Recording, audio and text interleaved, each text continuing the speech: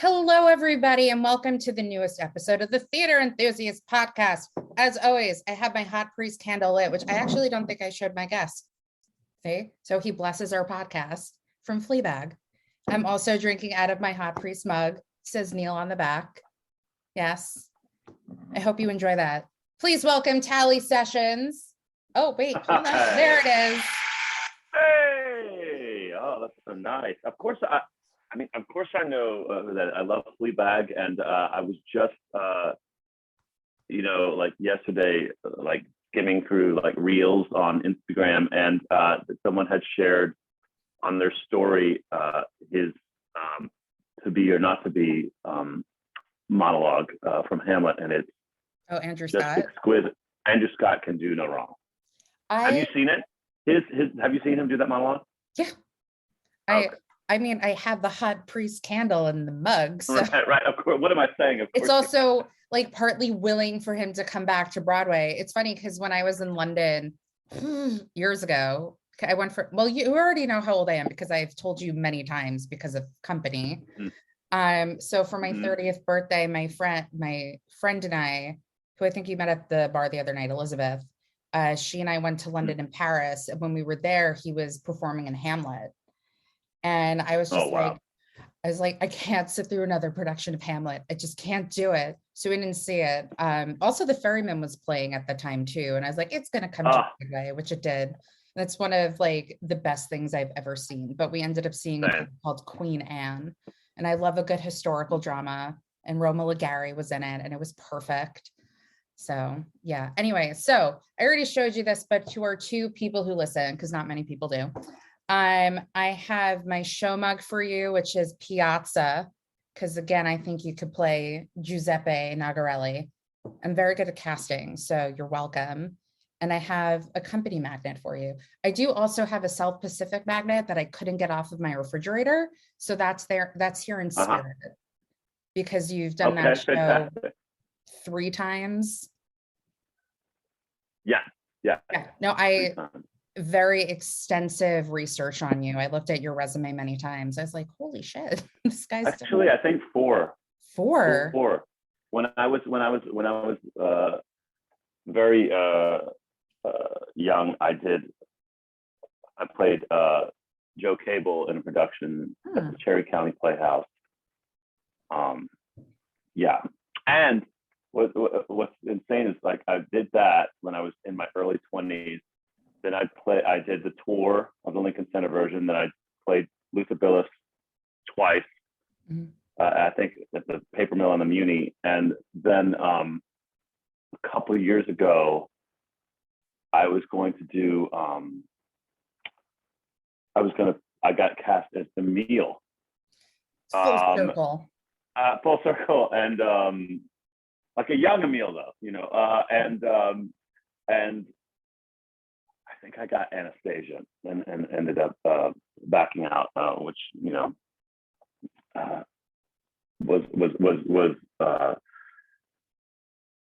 so unfortunate. Not that I love my time in Anastasia, but I was like, to be able to do 2 things at once.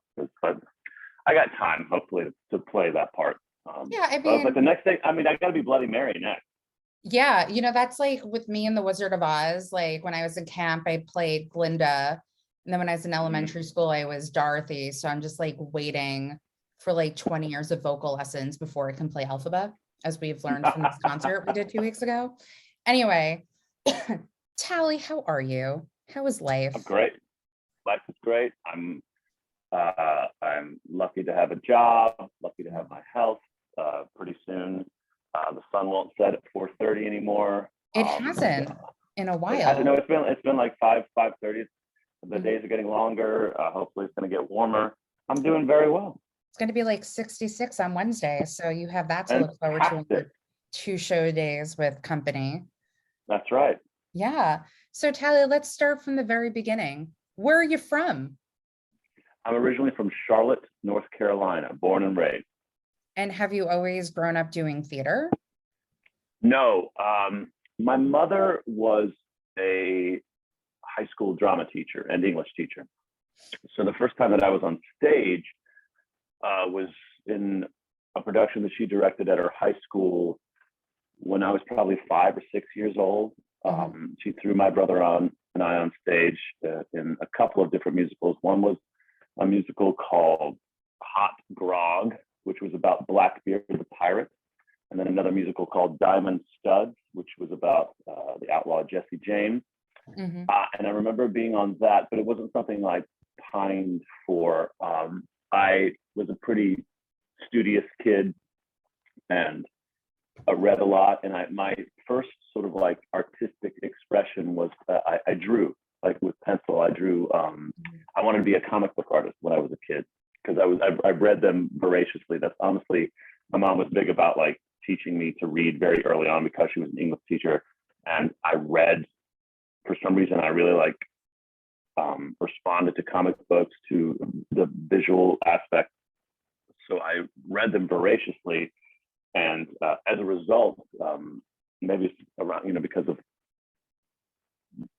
sort of, I think they started to become a little more adult oriented then, and the writing got deeper, more complex. Like my reading skill level, I like lapped all my classmates. I was reading at like a 6th grade level when I was in 2nd grade.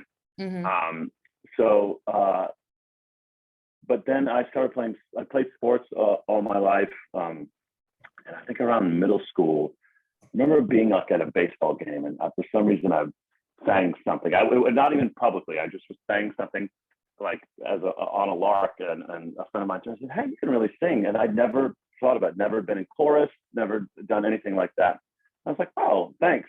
Sure. So you were saying you used to draw and no, you were singing. Sorry, we paused, guys. Oh yeah, I sang, and then for some reason, my best friend, who's still my best friend to this day, Craig Moorhead, was auditioning in 7th grade for a spring musical called The Electric Sunshine Man. And it was about Thomas Edison. And I've never heard of any of these shows, even when I was a kid. Right. Well, I mean, that one is especially obscure and probably for, like a theater for a young audience kind of thing. But I went and auditioned in our big auditorium, and the chorus director, his name was Richard Kiesler, and he was the chorus director for both the middle school and the high school I went to. Had nothing to do with the musical, but I got on stage and I sang, I believe I sang On Broadway, like they say the neon lights are bright, and finished singing. And he happened to be walking past in the hallway. Finished singing, again, had nothing to do with it. He just popped in, he said, "Young man." I said, "Yes, sir." And he said, "What's your name?" I said, "Tally." And he said, "You're going to be in chorus next year." And I was like, okay. And so I was, and that was sort of, I guess, the beginnings of finding, some semblance of who I was or was going to be, and how I moved and expressed myself in the world. And then I sang in the chorus, and I took the drama class my junior year of high school and did like Agatha Christie's 10 Little Indians, and then I think Once Upon a Mattress. But it was not like a bug bit me. It was just something I liked to do. Then I went to college. I even went, it was so not yet part of the fabric of who I was that I went to a program in the summer between my junior and senior year called Governor's School. I think it probably exists in other states as well. And it's like sort of specialized camp, depending upon what your disciplines are. And I went for theater, and it was a thing you had to audition for. And I got in, and I remember just being miserable. And I think it's because I didn't quite, maybe it was because I thought the kids were better than I was, or they seemed sort of more steeped in the world, and had been at an earlier age. I just didn't have a lot of fun. I remember I called my parents, and I just was like, I'd rather be at home in the summer, like hanging out with my friends. And so I left, and I actually think that like my parents were like really disappointed that I made that decision. Because I've never been someone like to quit anything, and they certainly wouldn't encourage that. What made you decide to do that program then? I think like a lot of young people, I was searching for something that brought me joy and a sense of belonging, and it just hadn't taken root yet. Mhm. But then it did in college. I went to college. I went to the University of North Carolina at Chapel Hill, Mhm. and I went on a what was called a teaching fellow scholarship. And basically, this program, it doesn't exist anymore. It would pay for my entire education, and in return, I would agree to teach in the North Carolina public school system for 4 years to essentially pay it back. Mhm. Um, I was a very good student in high school, uh,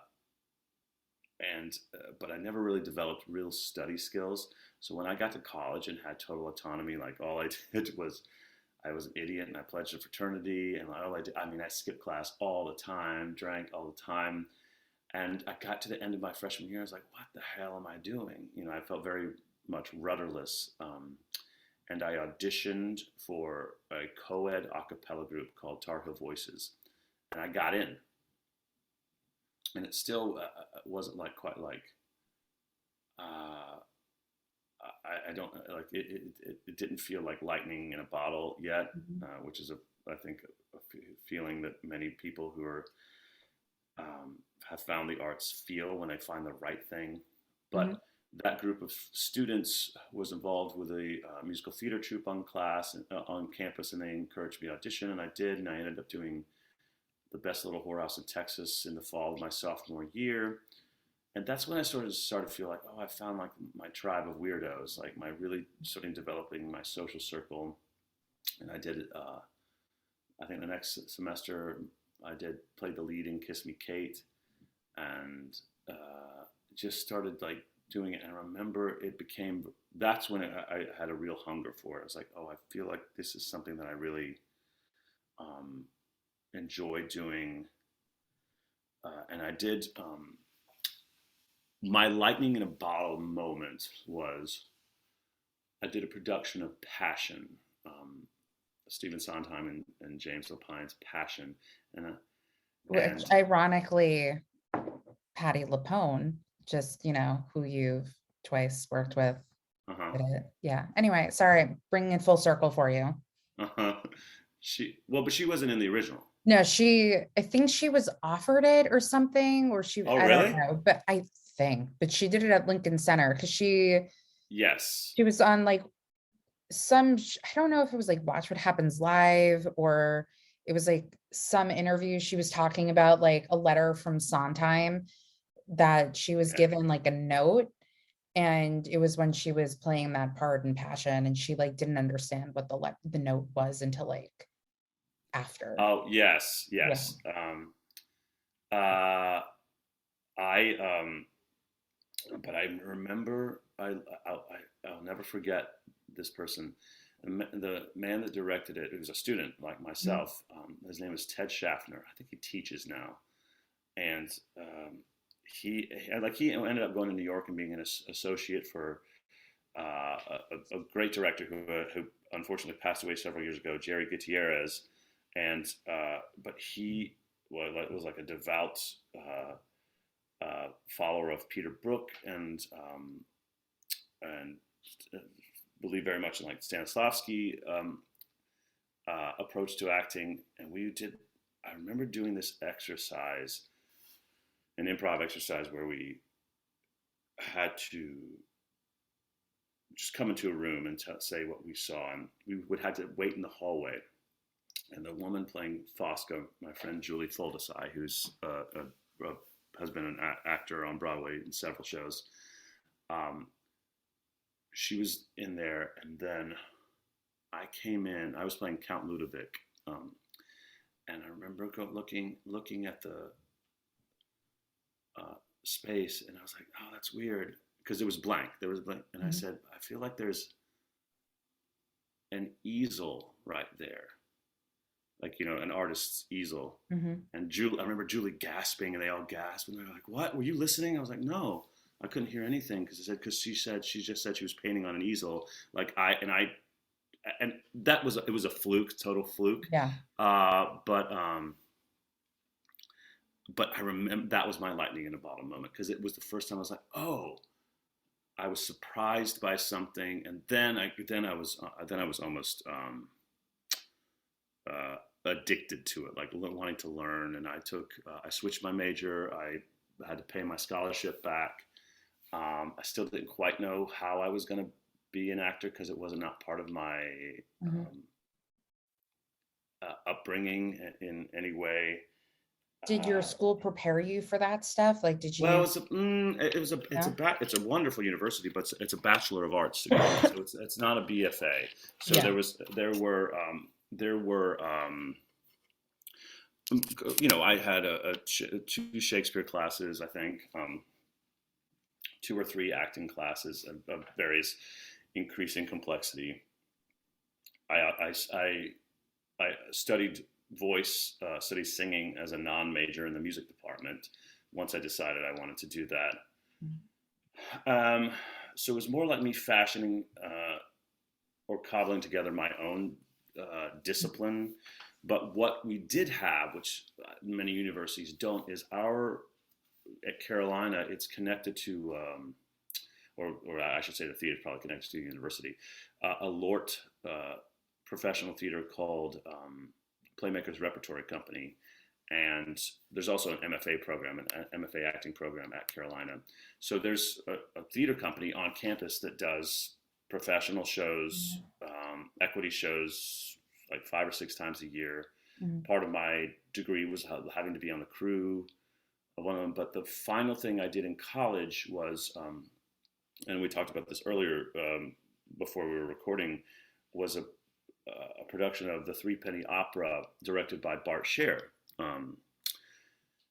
And they didn't have a lot of, there's sort of a resident company that's of professional actors that's small, and they teach, and then they jobbed in some actors, and they would use MFA students, but a lot of their MFA students didn't sing, so they opened up the auditions, and I auditioned and got it, and played like one of McKeith's gang members,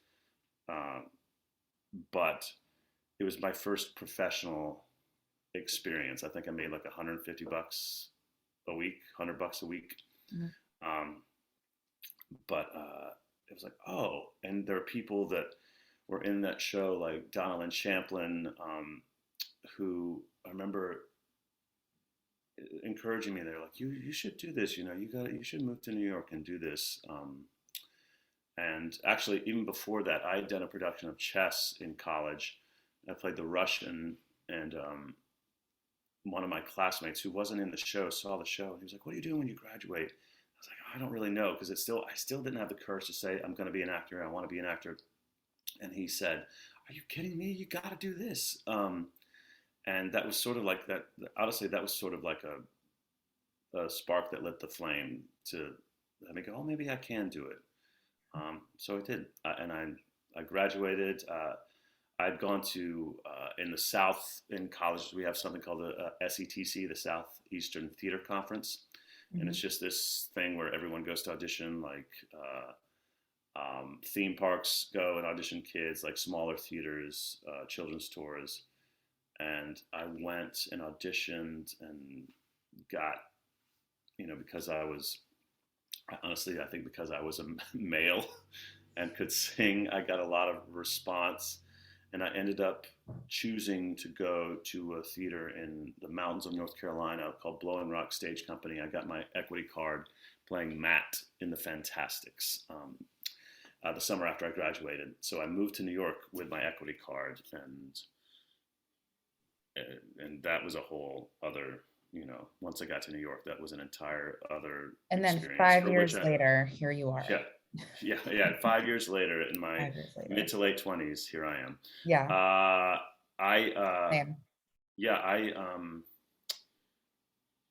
And that was a figurative and sometimes literal smack in the face. Like that was a wake up call about how the kind of work it took to be an actor in New York, the kind of grit and resilience. Well, let's talk about it. So you come to New York, you move here after you do the Fantastics, or were you doing other? Okay. Correct. Yeah.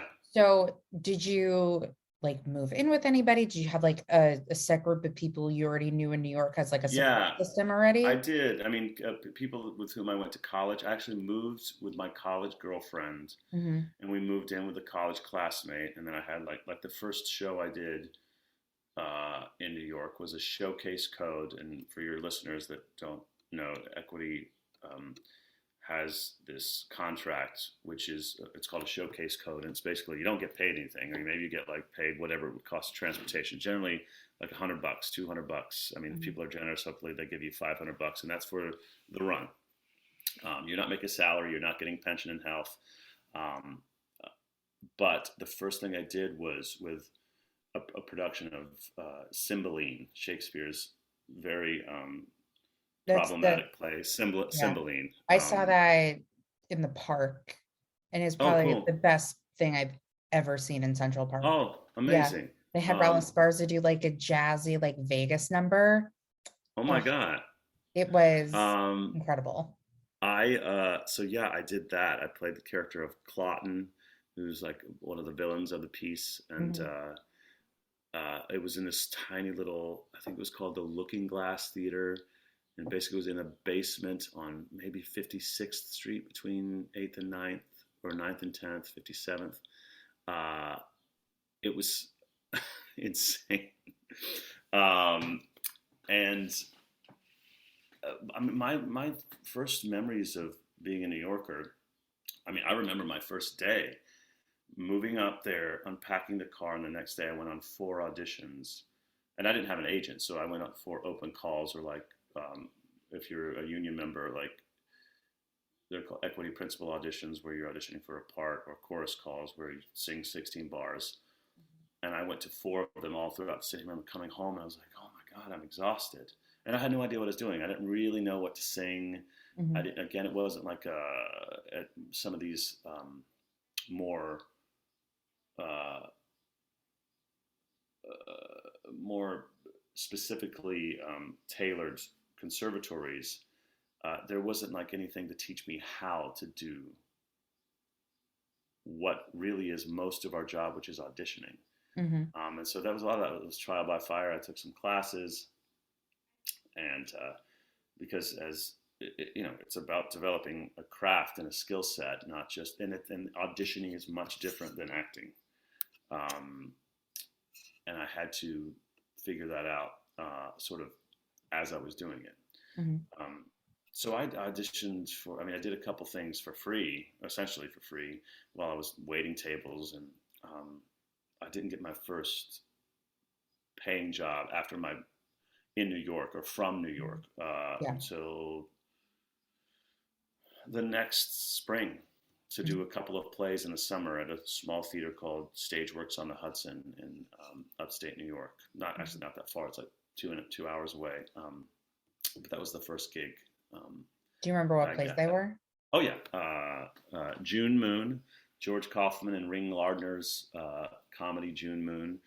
I played. I forget the character's name, but he was like the young male lead. He was a composer, and then I did How I Learned to Drive. I played the teenage Greek chorus, I'm or male Greek very chorus. well aware of that play. I directed it in Yeah. college. I'm Oh seeing wow. it Oh cool. first night of previews. I will probably see it 50 times. I think I saw the off-Broadway revival like 6 times with Norbert Leo Butz. I am Yeah, so, I auditioned for that too. oh really? Uh, The second yeah, stage of the Broadway. the second stage, the Broadway one, the one that they're doing Did you with audition the for Peck or no, I auditioned for the male Greek chorus, okay. or I think I was probably too young at that point because that was that How I Learned to Drive revival was at second stage was probably like 7 or 8 years ago, right? Yeah. Got to be. Um, but I think actually I shouldn't say. I'll say one of my very good friends I believe is standing by for David Morse in that revival. I'm so Who excited. was obviously the original Peck Yeah. from which I think is amazing. I'm that was my birthday gift to I buy myself a gift every year for my birthday because I Oh, can good. and why not? Because I'm worth it. So I made sure that I got like a really good seat, Good for you. paid full price. Thank you. I'm going first night of previews. I will cry probably. I'm so ready. There are tickets on my I love it. refrigerator right now. Oh, I I'm so love it. excited. I love it. That's one of the things I will say. I will never bemoan having a job ever again, Mhm, it makes me crazy. Anyone that complains about working, especially after what we've mhm, been through. mhm, Not that there aren't things that need to be improved upon and mhm. diversified in our culture, but if there is a detractor to working, it's only the only one is that we don't get to see as many other Yeah, things, especially if we're on the same show schedule. schedule. Yeah. Yeah. So I feel I yeah, pray that people have Monday shows like during yeah, previews so I can go see them. yeah. I feel like I was like, oh, I can see six as many times as I want to now on a Monday. But I feel that way too with because I used to work for a concierge company Oh, that cool. worked in hotels. Oh, I was ready to leave and I just couldn't. But I always say like with whatever job someone does have, like, yes, you're complaining about the job and the work, it can be frustrating, but then you have to take a step back and be like, I'm very fortunate and lucky to have a job because not many Yes. people do. And especially like didn't have a job for like 11 months until I got my job. And Hmm. I'm just so happy. And like, there are definitely days with frustration, but it's like, I have a job. I work from home. It's so Hmm. much better than my last job. My company is fucking awesome. Free Hmm. COVID tests as many times as I want. It's great. That's good. Yeah. That's great. Yeah. Um, so yeah. Anyway, I Yeah. mean, like that was sort of my introduction to New York, and then Mhm. once I I mean, just part want of to talk it's more about how I learned to drive. How's your feelings you about that show? uh, I loved it. I mean, Oh, I mean, I loved it. It's hugely the subject matter is hugely problematic and hmm, triggering for a lot of people, but yeah. I remember uh, I think we did it for like, because, college, like you do like two or three performances, but like the last performance, there was somebody sitting in front of me who was clearly very affected by it. yeah. So, I mean, I don't know if that was a good or bad thing when they were watching it, but yeah, he made sure he Well, was out I there. mean, I think uh, maybe people that crave more sort of escapist fare Mhm. might disagree, but I think it's the duty of the theater artist in all facets: Mhm. design, direction, acting, and backstage as well, Mhm. to create an experience that feels very much like um, real human behavior, and that Yeah. something people can see themselves in or some aspect of themselves. And there's going to be stuff. It's a risk you take when you open yourself up to that being triggered, and Yeah. maybe there's something to be learned, or Mhm. there's or healing to be had. I feel like I want to Um, ask you if you had that, but I also feel like that goes with your top going theater experiences, which I'll ask about later. okay. Yeah. I mean, I know I had a reaction when I saw Indecent Mm, because I'm Jewish. And I don't know if you saw Indecent, what that show was about. I did. Yeah. Yes, I did. So that had, I mean, it's not one of my top going theater experiences, but I definitely had an emotional reaction towards it Hmm. myself. I don't know if I had an emotional reaction to it, but I deeply appreciated it, and I can't Well, again, remember actually. I'm Yeah. Jewish, so it Um, probably affected me a little bit well, different. yeah, absolutely. I Yeah. mean, well, it was. I mean, but I remember going to see with my college girlfriend going to see the Roundabouts revival of Cabaret, the Mm, original with Alan yeah. Cumming, before they revived it to before they revived the revival to Yeah. make I some saw that cash. three times, Uh, each um, different Sally Bowles. oh wow! Hmm. But I remember my uh, girlfriend at the time was half Jewish, I believe, um, and I mean, I remember her being she is an incredible human, very open-hearted, very empathetic, and she was just racked with sobs because remember her turning to me and saying, "If this were me, if this we lived in this time, we couldn't be together." you know, and that was very powerful for me. And I've had those. I mean, God, I don't ascribe to any particular religious belief, but Mm-hmm. you know, I have the most privilege in the world as a, you know, cisgender, hetero, white male. So it's been rare that I've been like, oh yes, I identify with not with being marginalized in any way. But there are certain, like as I mentioned earlier, there are certain touchstones or things I've had in theater going experiences that have really rocked me in my core. But I think that's what it's supposed to do often. I mean, that's the goal anyway, is to affect people. Mm-hmm. Um, yeah, yeah. So when did you get an agent? I got an agent. Um, I took a class, an audition class, Mm-hmm. and I got an agent through that. But my agent um,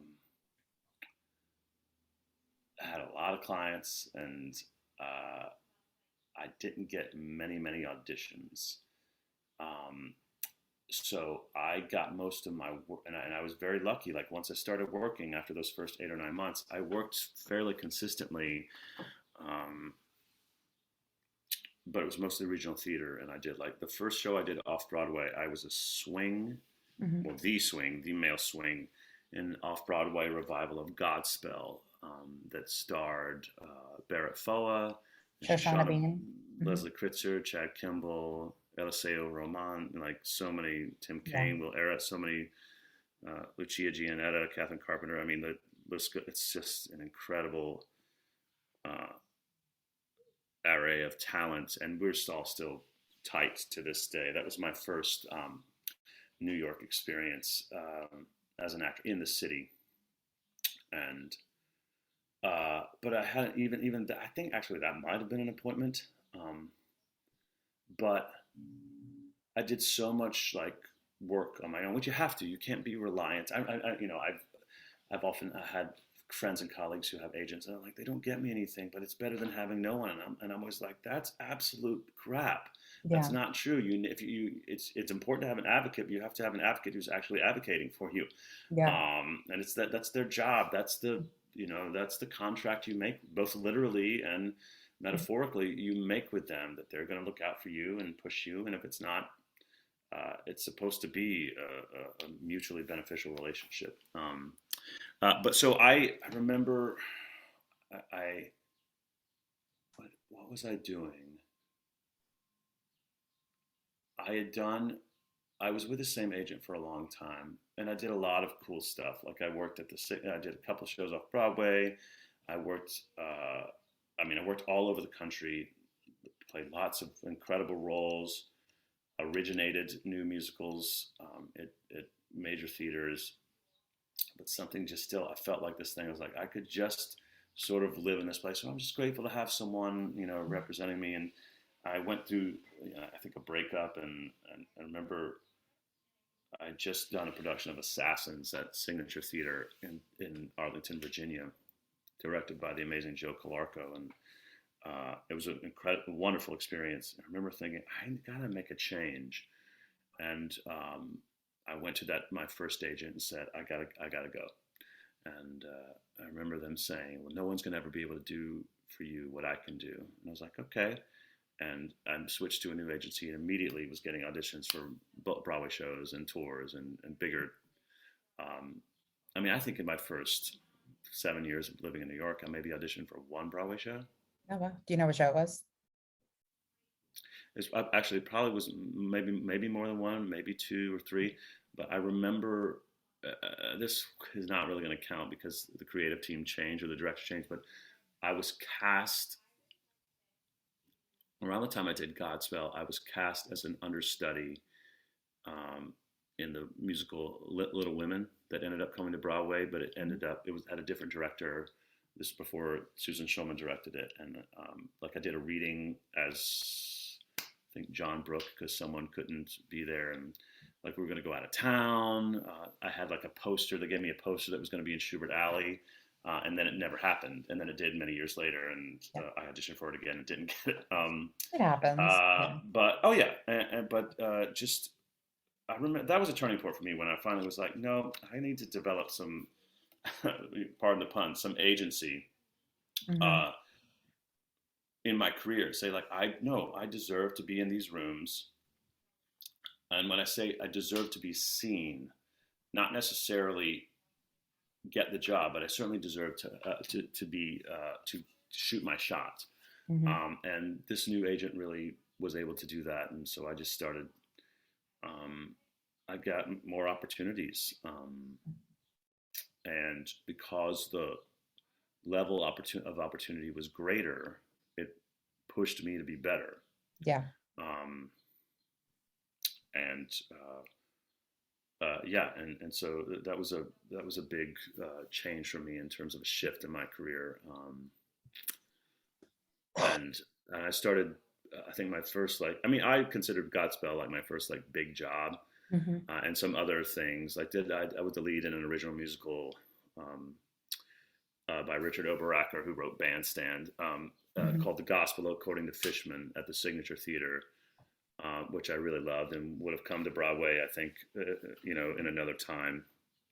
Uh, and a couple of things. So I wasn't like, oh, like I'm really on the periphery, but it also didn't feel like I was in Yeah. the mix. And then I did Mhm. my first like sort of big money job. And when I think about now, like what the contract actually was, I was like, was it a big money job?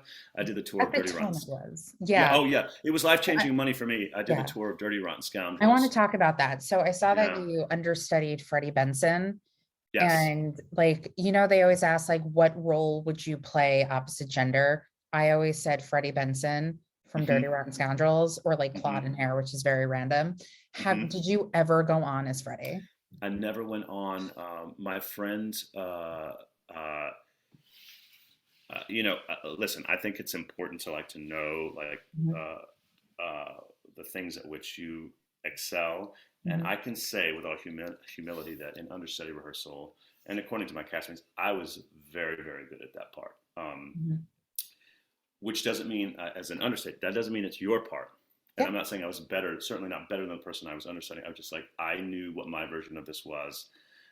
But it just so happened. I did the last 8 months, and the tour had started out as full production, but it was sort of a fair to middling success, not even really on Broadway. And they took like they tried to do the Broadway show on the road, and no one really knew who Norbert was. He did the first 3 months of the tour. This was Mhm. going to be on the West Coast. They were paying him gobs of money, and the show was bleeding out, and so they went from full production to at that time was what we called a tiered contract, and Mhm. some people left, and I replaced the ensemble. So I covered Freddie, and I also covered Andre, and then eventually I was a second cover for Lawrence, um, the part that John Lithgow Mhm. originated, I know the show fairly well. I saw it yeah, many times. and we had the incredible Tom Hewitt playing that part. Yeah. Um, but I never went on because they made an agreement with a person who was in the original company of the tour Mhm. that if they came back, they would be the first cover. And it also happened that my friend DB, who was playing the part, he had also been an understudy, and they bumped him up uh, before I joined. He was just really resilient and didn't miss. And a couple times that he missed, like one of the one times that I might have gone on, Mhm. we were in Portland, Oregon, and I uh, DB, who was playing Freddie, and I both had final callbacks for the original production of Jersey Boys in Las Vegas. Wow. So DB got the show off. It was a final callback was on a Friday. He got Thursday night off and flew back to the East Coast. I had to do the show because I was the only other cover in the building, Mhm. and then I got Friday night off. So I took a red eye from Portland to New York, landed at JFK at 8:30. I think the audition started at 10. Was there all day, singing, reading, dancing. from like 10 to 5, and DB and I got in a car and we went back to JFK and got on a plane and flew back to Portland and got there that night. Neither one of us got it either. It was a fun experience. Oh yeah, it was an exhausting experience. I know that.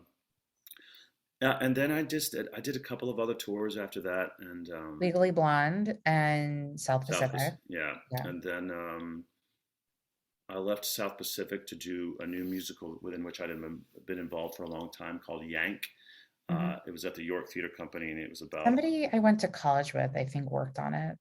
Like okay. direction, Trey Compton. Yes, he did. Because the wonderful Igor Golden was the original director at the York Theater and through all the readings and developmental stuff prior to doing it off Broadway, and written by the brothers Joe and David Zelnick, who are incredibly gifted. And I remember I was in South Pacific. I did Legally Blonde for 11 months, and because South Pacific was sort of a I'd been, hustling in New York for many years, and had yet to do a Broadway show. And I'm going to preface this by saying that my belief is that being in Broadway in a Broadway show does not validate you as an actor. It doesn't make you better or worse as a performer. And even if you never do a Broadway show, you still have incredible worth. And someone that has done 20 Broadway shows has no more merit as an artist than you do. Because a lot of it's luck and timing and type, and but it did serve. It was sort of a white whale for me because I was here all the time.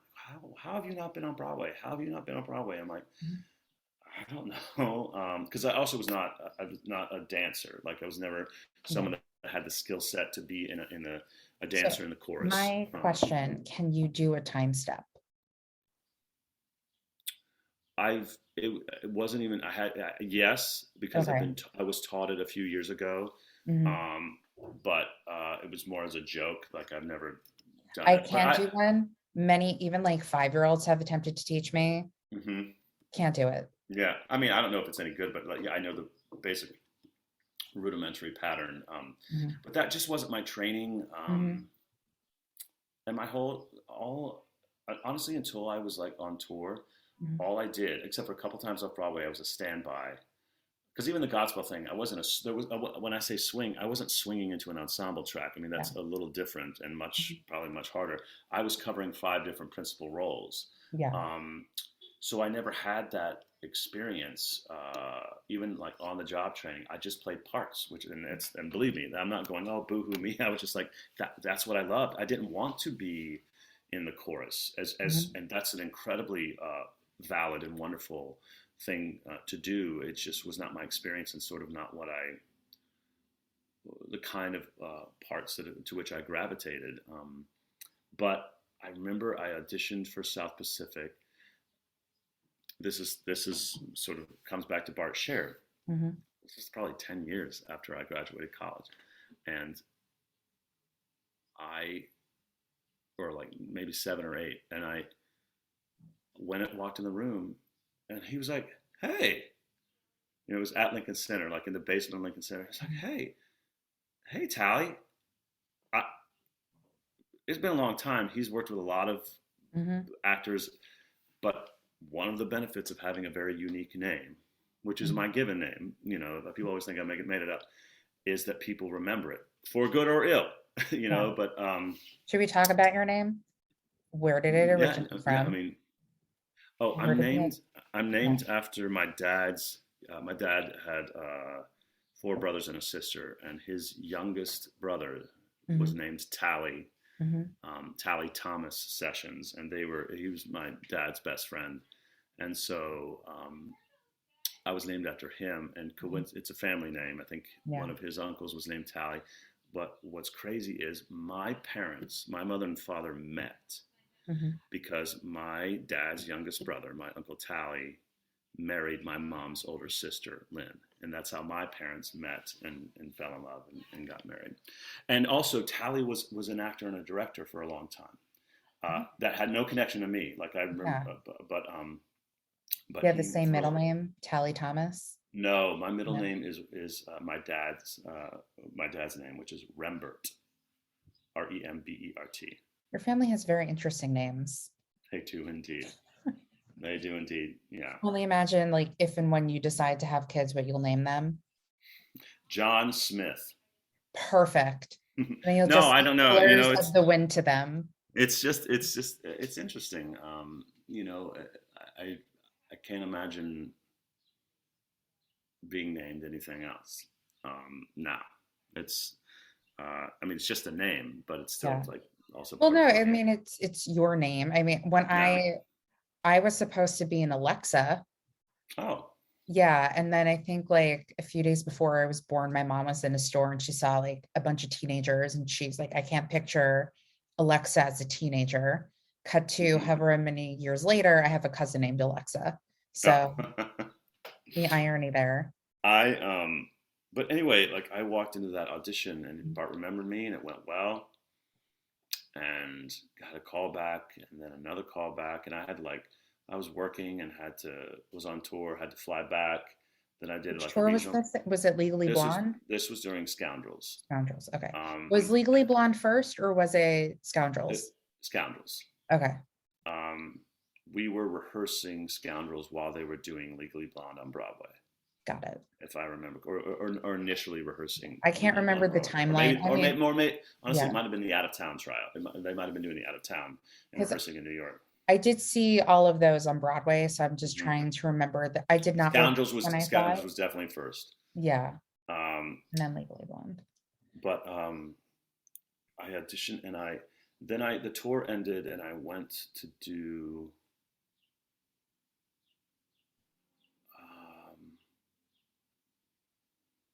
a production of Urinetown in Florida, and I got a final call back and flew back on a Monday, and it went or maybe it might have been during a day of rehearsal, but I flew back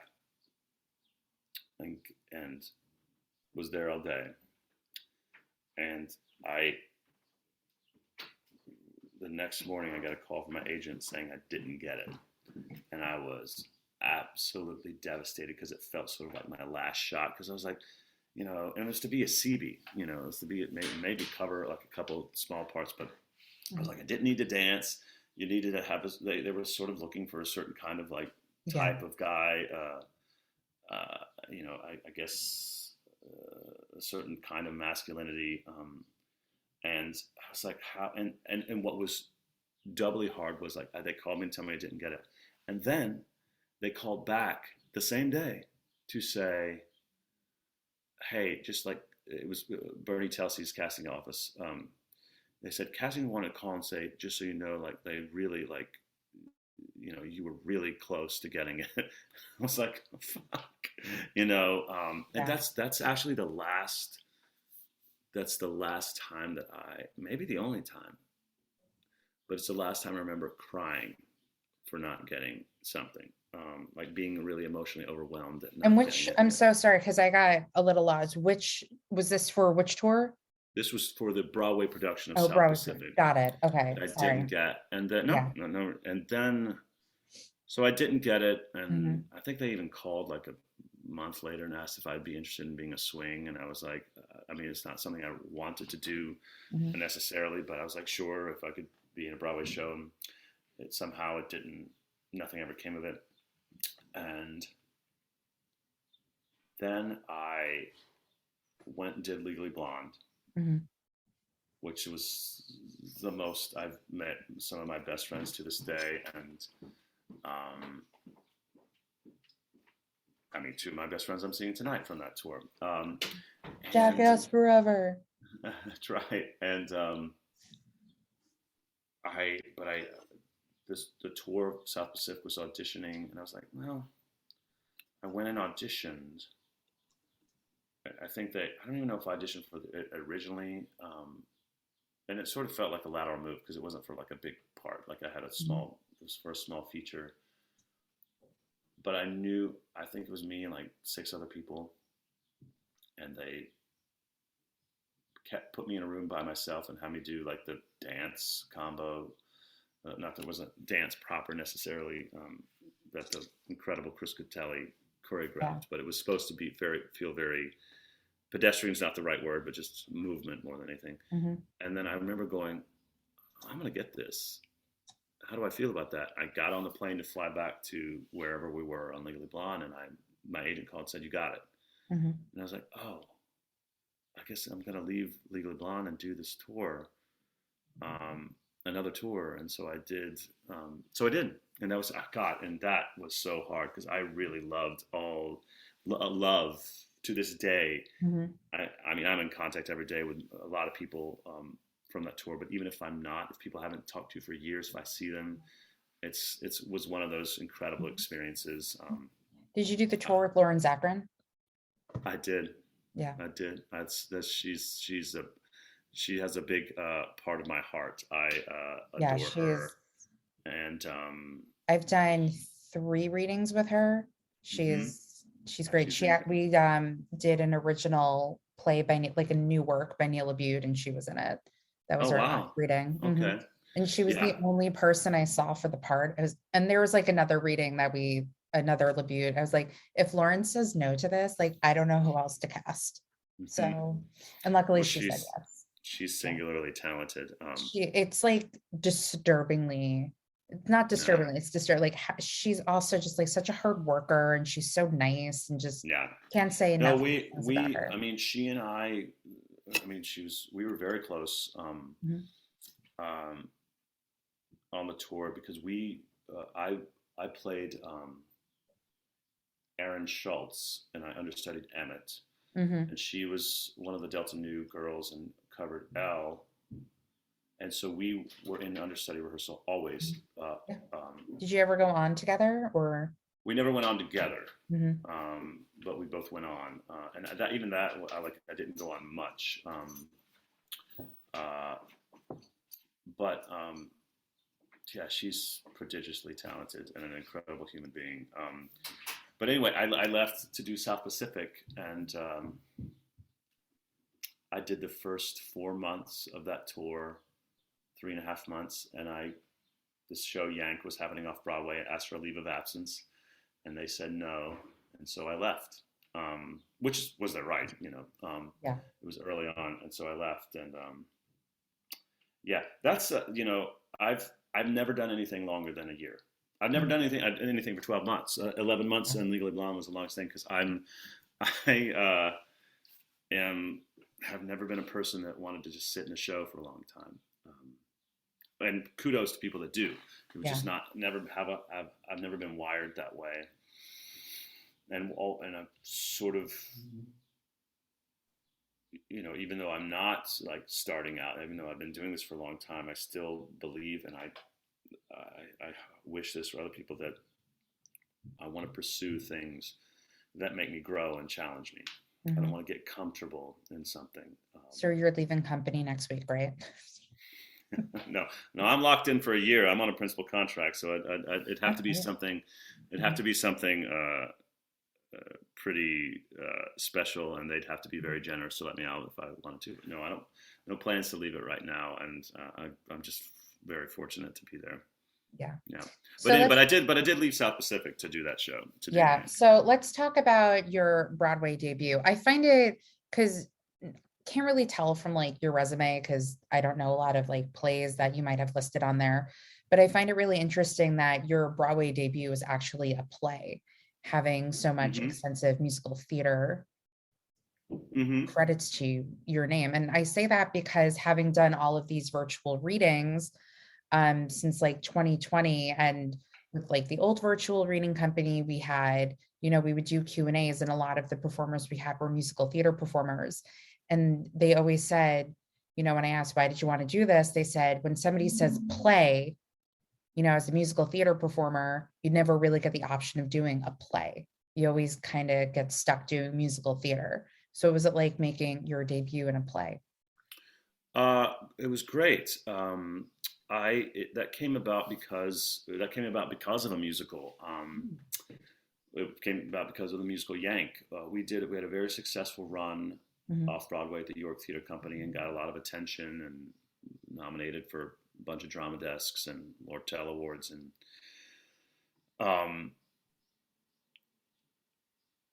the producers at that time said that they wanted, they even put out a press release, like the Times picked it up, but like everybody does, they said they want to transfer the show to Broadway.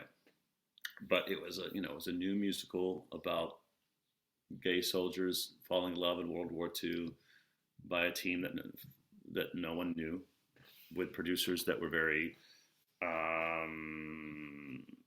at the beginnings of their producing careers, and no one famous in it.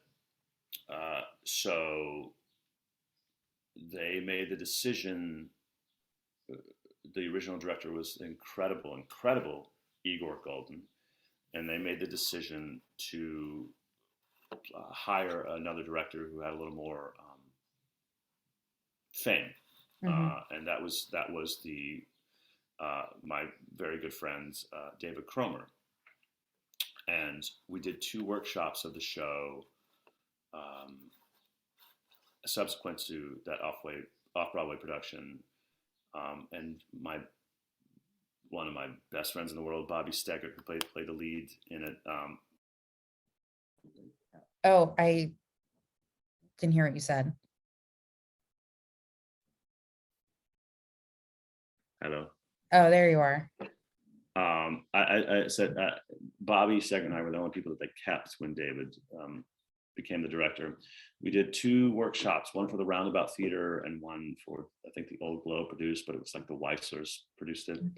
And nothing ever happened. But they like added some scene. I had a nice, really wonderful supporting part in the show, and they added some scene, and David was directing this revival of The House of Blue Leaves by John Guare that was starring Ben Stiller and Edie Falco and Jennifer Jason Leigh. And he came out to me and said, "Hey, I'm doing this show, and we have to. We still haven't found this one small role. It's called, literally the role is called White Man, and it's not an homage to someone's skin color. It's an orderly from an insane asylum. Has 2 lines, and then was going to cover a larger role, Billy Einhorn, who was played by Tom Sadowski, who's like a Hollywood director who's childhood best friends of the lead character Artie that Ben played. And I said, well, yeah, I'd love to. And I read the script, and I was like, oh my God, I don't get it, because it's a dark comedy. Like, and I mean, I didn't totally understand.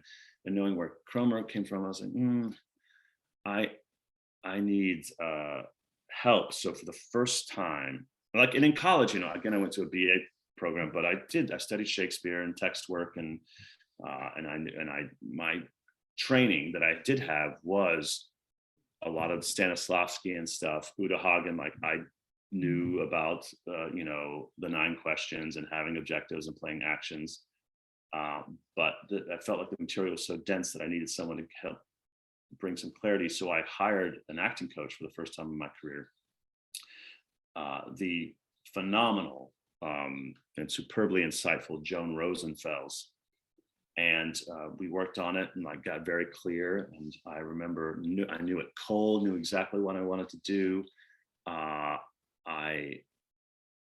It was an audition at night, and I went in, and I was very relaxed. And they were filming it for Scott Rudin, was the lead producer, and he wasn't there, so they were filming it for him. And the next day, I went to my agents at the time, for some reason, just to say, hey, or to talk about something.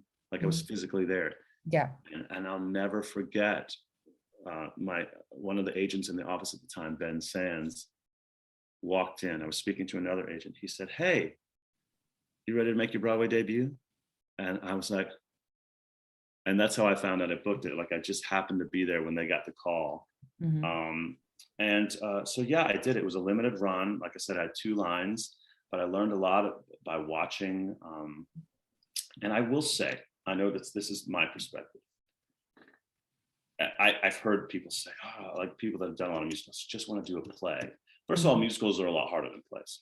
They're a lot harder. You have to, they're multidisciplinary. You have to do a lot of things well. You got to make people believe that that singing is a normal behavior, and dancing is normal behavior. The only reason that there's this sort of stigma about musical theater actors, which I just think is absolute bullshit, because actors are actors are actors, is there's been sometimes musicals are directed in a way in which the actors are encouraged to indicate everything they're feeling, to not behave truthfully and authentically.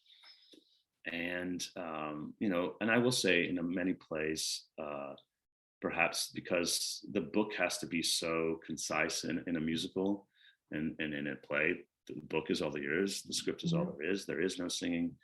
There's time maybe through text to develop and enrich the characters and circumstances more wholly.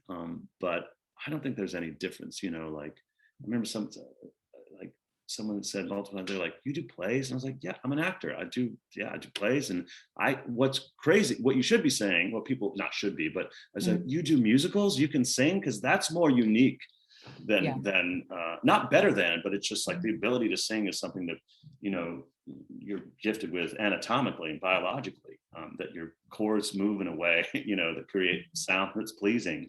Like, I don't think that there's any difference, but our business, our industry likes to pigeonhole people. And it became, but what's crazy is I did that play, and I'd done a few plays professionally before that, and done a lot of musicals. As soon as I did that play, I got so many more auditions for plays, so much more audition for television, because somehow I had a stamp of approval. But yeah, that was my Broadway debut. Yeah. And so what came next after that? On Broadway? Or whatever. So that was in spring of 2011. I think, what came next?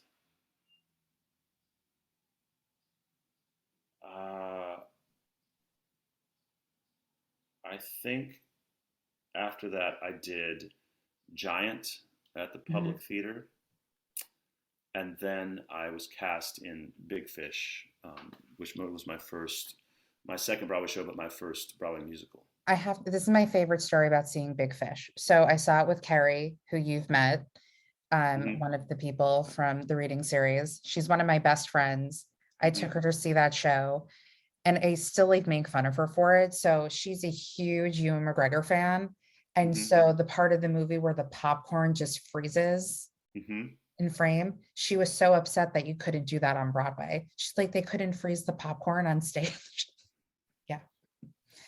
And I go, wait, but we did have a thing where, did they cut it? We did have a thing where people were watching it. And it would have been very small though. Like, because the thing is, in a film, like they're closing in on the popcorn and he's moving it.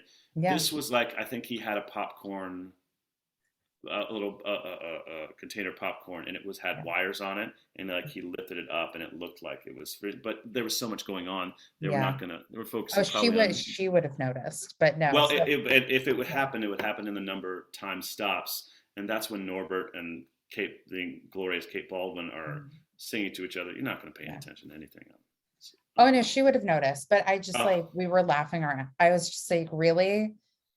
That's just my favorite, one of my favorite stories, one of the many favorite stories I have of her. But no, we saw Big Fish, and I just remember her saying that, and we also just love Norbert, so any chance to see him at anything we're there for. But that was a real tour de force.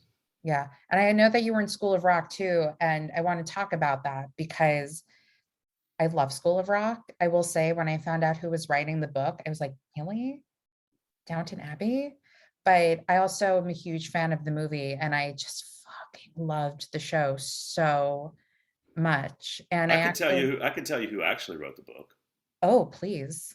Yeah, I could tell you that Alex Brightman and Leslie Kritzer in the workshop production. Alex Brightman and our director Lawrence Connor and Leslie Kritzer and Andy Duran and Sarah Chase. All their and some of our other stuff. All our improvisation is what wrote the book. Yeah. No disrespect to, is he a sir? We can call I it, don't I know. don't think so, but Mr. Fellows is like yeah. he was at the first day of our workshop and then didn't show up again until 7 weeks later for presentations. I think he might have been at the first day or maybe not of the Broadway production. Didn't show up again until opening. So He's like, um, we're good. Well, no, it's funny because I went to Pace University. couldn't have been a worse choice. I mean, like, or more like it just was not worse. He's obviously prodigiously talented. It's just like, why? This is such an American story. Why in Yeah. God's name But then you also would? had like Andrew Lloyd Webber. It's just like it was just weird. But no, I'm a huge like I fucking love the movie. And I think somebody got me like an autograph from it or something. But no, I remember finding out about Alex Brightman doing the show because I used to do merch at Broadway shows. And I've known Mhm. who he is for like 10 years at that point because he did Ryan Scott Oliver, I want to say. Yeah. Yeah, I'm sure he did. Yeah. So he did like his Darling stuff. And when I went to Pace, they did new musicals. And Oh, one of cool. them was Darling. And this girl who I was very good friends with at the time was in it. So she did all of these concerts of Rated RSO with Hmm. Alex Brightman. And so the company manager for the Heidi Chronicles was doing School of Rock. And I was like, who's playing Dewey? And she told me. So I felt very like VIP that I knew he was doing it before it was like officially announced. Hmm. But my family would always see a show the day after Thanksgiving. And that one year is like, let's go see School of Rock. And that was when it was in previews, it like no Hmm. reviews, nobody knew about it. And my older sister did not like it, but my dad loved it. And that to me was more important than like Hmm. anybody else. Cause he was buying tickets for me, my siblings, my brother-in-law, him, my stepmom. So Expensive. mm-hmm. Oh, Yeah. and we didn't even see Alex Brightman besides standby or understudy. But I did say, Oh having wow. seen it the one time, I was like, he's going to be nominated for a Tony. And he was. Yeah, And I did see it two other times with him, but he still. was incredible. He Hmm. is incredible. He just Yeah. came. He and his wife Jenny and his parents just came to see Company. Oh, fun. So I got to see him the other night. Yeah, he is astonishing. Mhm. So gifted and so fast and smart. And, Yeah. but yes, I was in School of Rock. That I Mhm. was, but not for a long time. I mean, Oh, so what happened or what did you get where you weren't in School of Rock I for that long? auditioned for. So I mentioned I'd done Giant, which was written Hmm. by Michael John LaCusa. But previous to that, I'd done another show of his when I first met him for the transport group called Queen of the Mist, starring Mary Hmm. Testa. Yep. And so I'd had a couple experiences with Michael John, and I went to see the final performance of a show he wrote called First Daughter Suite at the Public. Hmm. It's a companion piece to First Lady Suite, which he'd written many years earlier. And afterwards, I was at their closing night party, and he said, I have a show that I'm doing that I think you'd be good for. And I was like, and I love him and I love his work. And Hmm. I said, well, I'll have you happily audition. And like, I think that week, I got an audition for a show called Rain at the Old Globe Theater in San Diego. And I knew that I'd have to get a leave of absence, and we had just opened. Hmm. We opened like I think in early December of 2015 for School of Rock.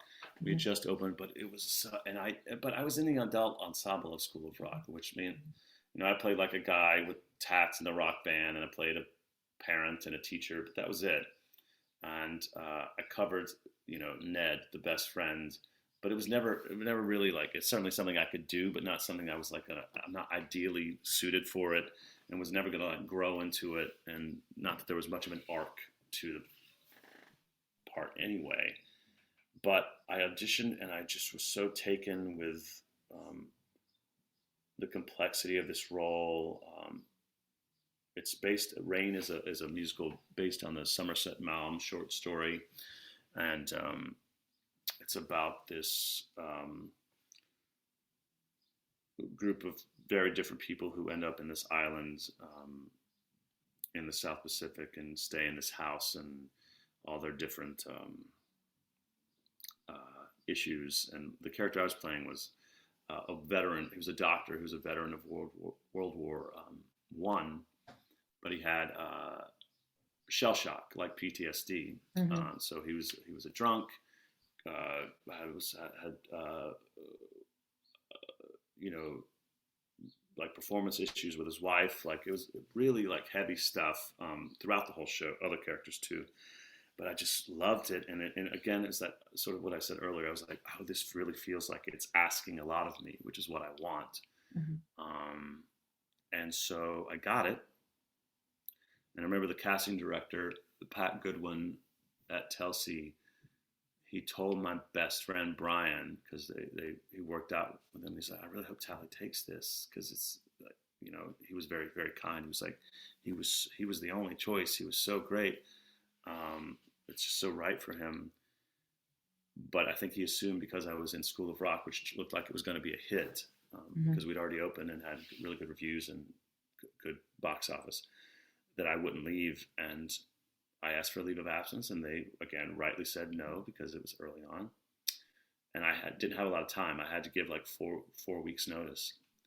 And I said, okay. And I wrote everyone, I said, I'm gonna leave. And I remember our company manager saying, well, according to, your contract, I said, no, it's a principal role.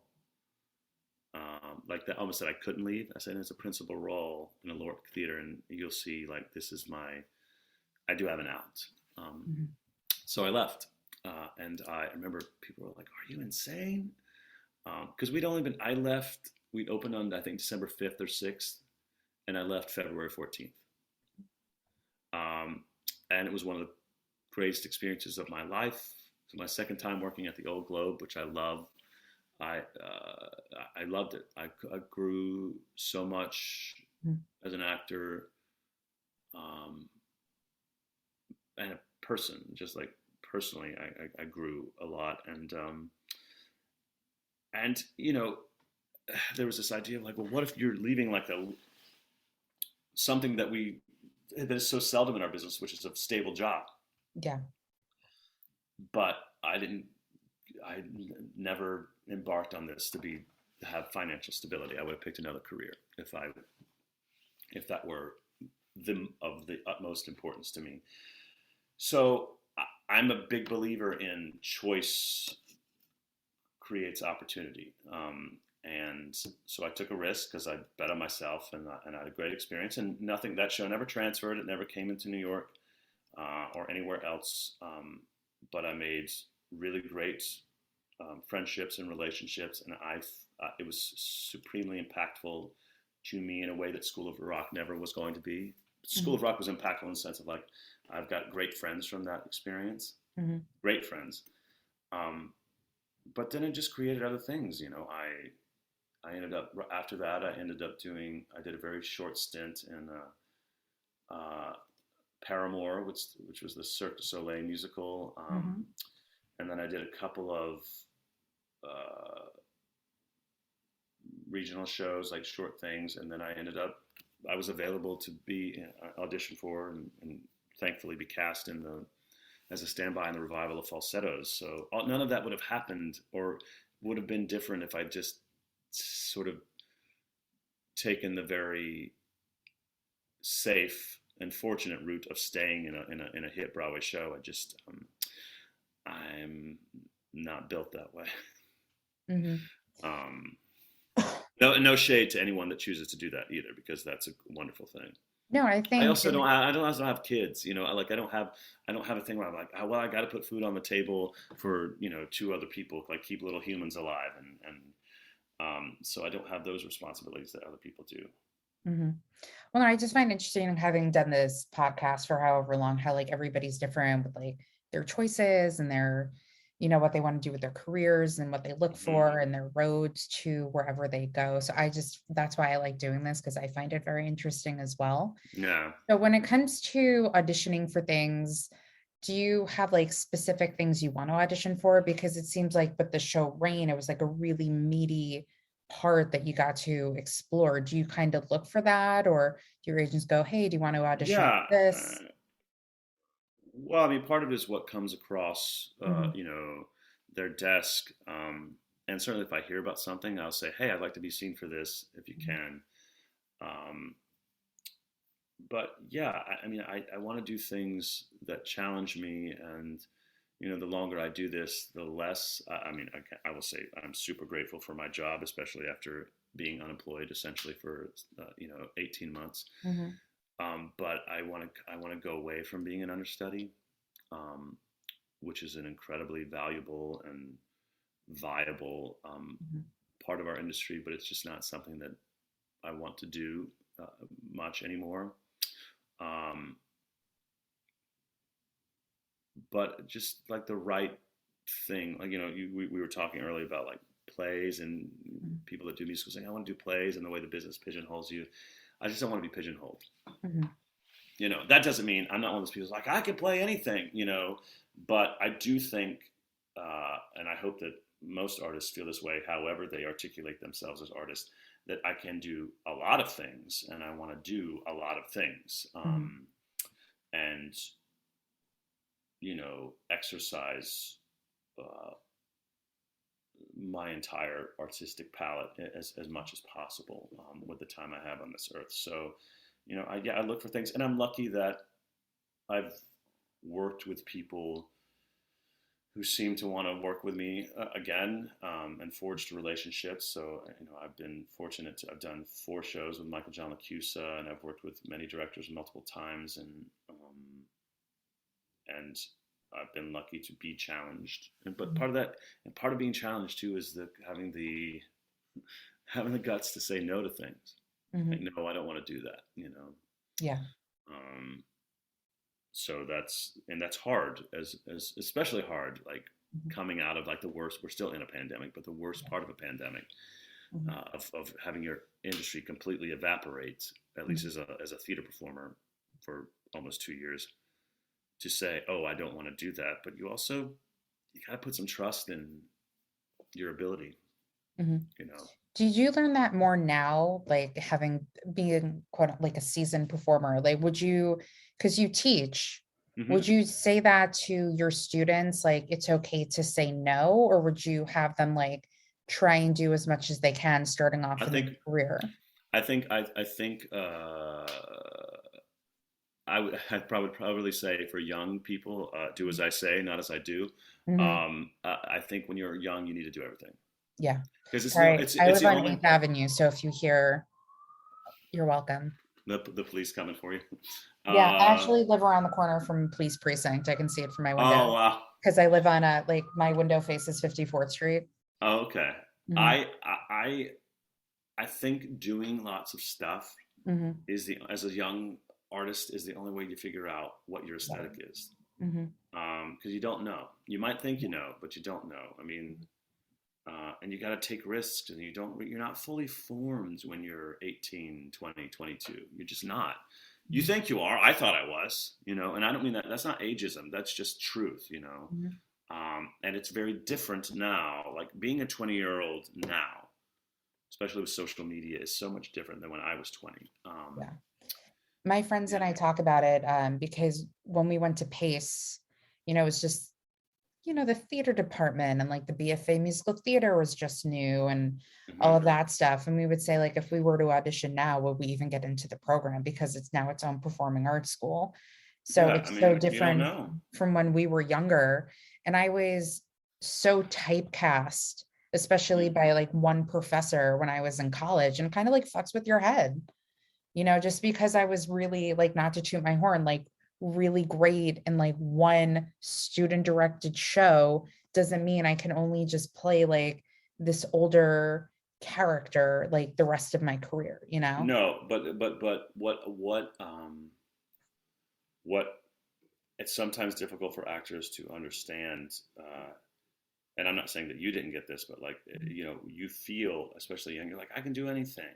Mhm. And what you don't realize is that they want you to be the creative team. People on Mhm. the other side of the table want you to be the answer to their problem. They Mhm. want you to solve the piece that solves their puzzle. And they're going to look for that right thing. And when you don't, it, the goal cannot be to book the job. I mean, that's the icing on the cake.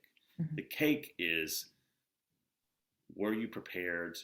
were you so well prepared that you were able to be free and easy and adaptable in the room and do what you set out to do, even if there's a curveball thrown your way? And were you kind? Like, that's the stuff that you can control. You cannot control whether you get hired or not. Yeah. You might remind them of their ex. They might have had, they might have an edict from the producers that it's got to be this kind of person that looks this way. You can't control that. But hopefully, if you have the right advocate, agent or manager or team, they are getting you into rooms and getting you opportunity to. I also, sorry, go ahead. No, that's it. No, I also like how you said kind. Oh yeah. Because I think being kind is very important. There was one specific actor, and I always tell this story because he was such an asshole to me at a Mamma Mia party. Mamma Mia.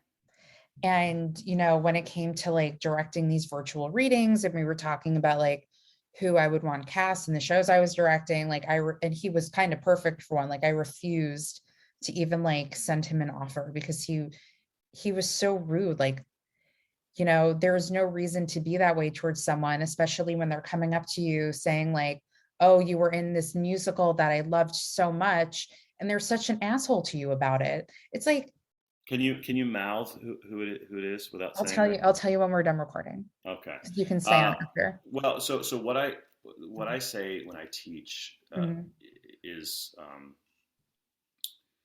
I didn't make this up. I don't know who I heard it from, but I've somehow like massaged it into my elevator pitch to young actors and students is there are two things you can control: your work ethic and your attitude. That's it. No one can do the work for you, and no one wants to work with a jerk. Why would they? Yeah. Especially if you're young, you can't sell tickets to anything. You can't, and honestly, for my money, I don't care if you are above the title and sell tickets. It doesn't give you right to be cruel or unkind. No one has that right. And even, you know, it's interesting too, having worked front of house for so many years doing merch, it's like people talk, like, you know, it's not only like backstage, but it's like front of house. Everybody knows what these people are like. Yes, and the other thing that I've said, you know, recently, because there's been a lot of talk about understudies and which I know that you talked about a lot in previous podcasts, so we don't have to harbor on it in this one, so don't worry. Okay, that's okay. But nothing like, especially as you know, you've been in the building and worked, you know, in other departments, like nothing in that building on a Broadway show, and I think it's true regionally too, everywhere, community theater, whatever, nothing gets done without all parties working in collaboration with one another. And that's true, like the actors are the ones that are seen the most, so they get the most attention.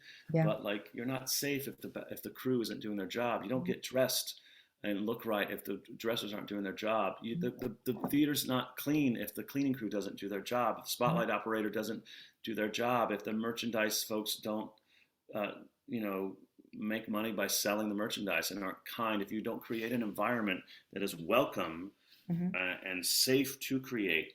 And the easiest you know, way to say that is no one person is more important than the other. I don't care if you're a multiple Oscar or Tony winner above the title and you're the reason they're selling tickets. Doesn't give you you're not more important than the person that's the usher that's leading a patron to their seat. You're just not. Yeah, I actually, it's not the way humanity works. I reposted something on Instagram like a few weeks ago that Hugh Jackman and Sutton Foster were thanking people, and he shouted out merch people, and I reposted it. I was like, I've never heard anybody shout out merchandise before, so I'm reposting this because having done merch for all of the years that I did it, like, you never hear people say like, thanks to the merch people for selling the t-shirts, you know? So it just got me really excited. No, but he's I've never met him, but he seems like the kindest, most wonderful human, and that's what you want. Yeah, I know, because again, working front of house, like when it's something what was it, the Broadhurst, he would always buy lottery tickets for the front of house staff. And the same thing for Circle in the Square. I just hear he's just like the best human. Oh yeah, I mean that's been, people have said that ad nauseum. So everyone says it's got to be true. And that's the difference between there's a difference between being Mhm. the lead actor or Mhm. actress. Mhm. I hate gendering it, like they're all actors, Lead principal or lead person. and being a leader. Mhm. Not every lead actor is a leader, but it certainly seems Yeah. like Hugh is. Mhm. It starts from the top I agree. down, or the most visible person Mhm.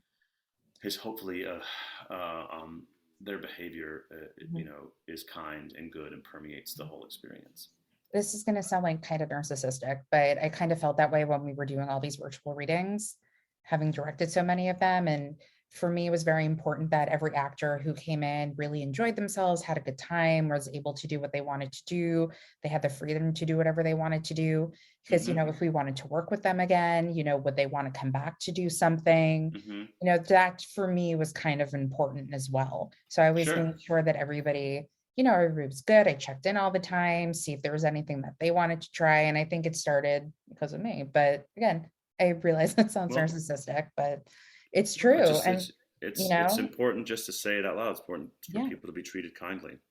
I agree. And I think that's why, at least in my experience, a lot of the performers that we did have, were more than happy to come back to do more than one reading, or they were just happy to do it. They enjoyed themselves. I Mm-hmm. mean, there was only one actor who I almost lost my shit on.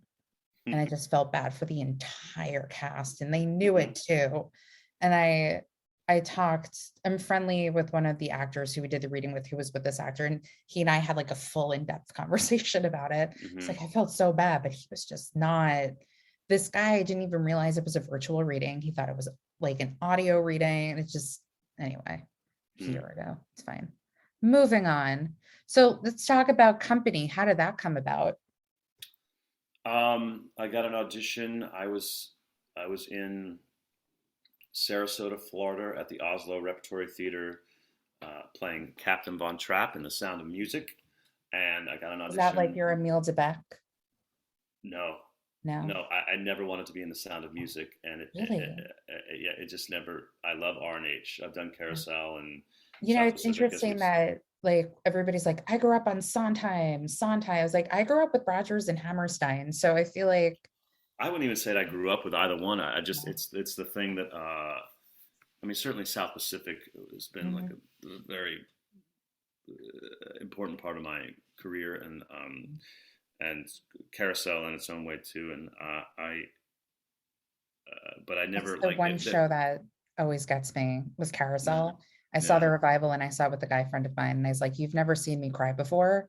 Get ready for the second yeah. act. So, Sound of Music, though, was never. I never thought, oh, I want to be Von Trapp. Like I Mhm. didn't feel like there was a lot of depth to Mhm. it. And but the first of all, shame on me for having that. Being so short-sighted, but Mhm. the great thing is we should all be so blessed to work with someone like the director I had, Josh Rhodes, who was just incredible. And speaking of being kind, my God, Mhm. just the kindest man. I mean, we spent part of this was the Oslo creating the freedom to do this, but we spent 4 days on table work, Mhm. like talking about the time in which they were living and what that was like, and choosing sides, and it ended up being one of my favorite experiences ever. But I got an audition, and it ended up being a self tape. It was like a 12-minute long self tape. I had to sing 3 songs and do, I think, 3 or 4 scenes. Um, that was it. I sent in a self tape, and I got the job.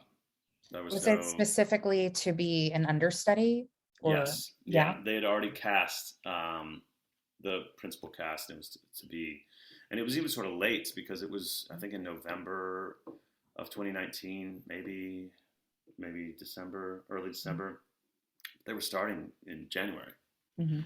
Um, I think they figured out that they needed more coverage than they thought they did. And so yeah, I got it. And Didn't they also just add like two more people to the understudy? Temporarily, yes, or temporary? just to make it through that COVID surge, and Mm. they'll be with us, I think, through the beginning of April, and then maybe if they're available for vacations and stuff, if they choose to want to do that. But I mean, we have a fair amount already. We had 9 standbys, now we have 11, Oh, but we'll wow. go back to 9 eventually. And there's some internal coverage Mhm. in the principal cast too. But yeah, it was one audition. I think it helped. I never worked with Marianne, but I'd worked with our associate music director, Mhm. Paul Staroba. I knew Joel Fram, our music director from years ago. Mhm. I worked with our associate director, Gina Rattan. I'd worked with Patty. And because one of the parts I was understudying was her husband, Mhm. Larry, um, I think that she had maybe some, they ran it by her that they were thinking of hiring me, and we had a really great relationship Mhm. during War Paint, Mhm. because I covered a part that played opposite her and went on quite a bit. So yeah, I got it. I mean, that was it. There was no long callback process. It was just that tape, and I was hired and then started, and then the world fell apart. Yeah, let's talk Yeah. about Marianne Elliott. Have you ever seen any of her work prior to Company? I'd seen Curious Incident of the Mhm. Dog in the Nighttime and Mhm. her production of Angels in America. So a Yeah. huge fan of her work. Mhm. Sadly, I never saw War Horse. Yeah, Um, I but just that was incredible too. I saw it with my old roommate, and it was a lot more emotional than I thought it would be. And you kind of forgot the horse was a puppet, and it was incredible. one of the things that I said to her, and she's, because she's British, she's like, oh God, Jesus, I can't hear the compliments.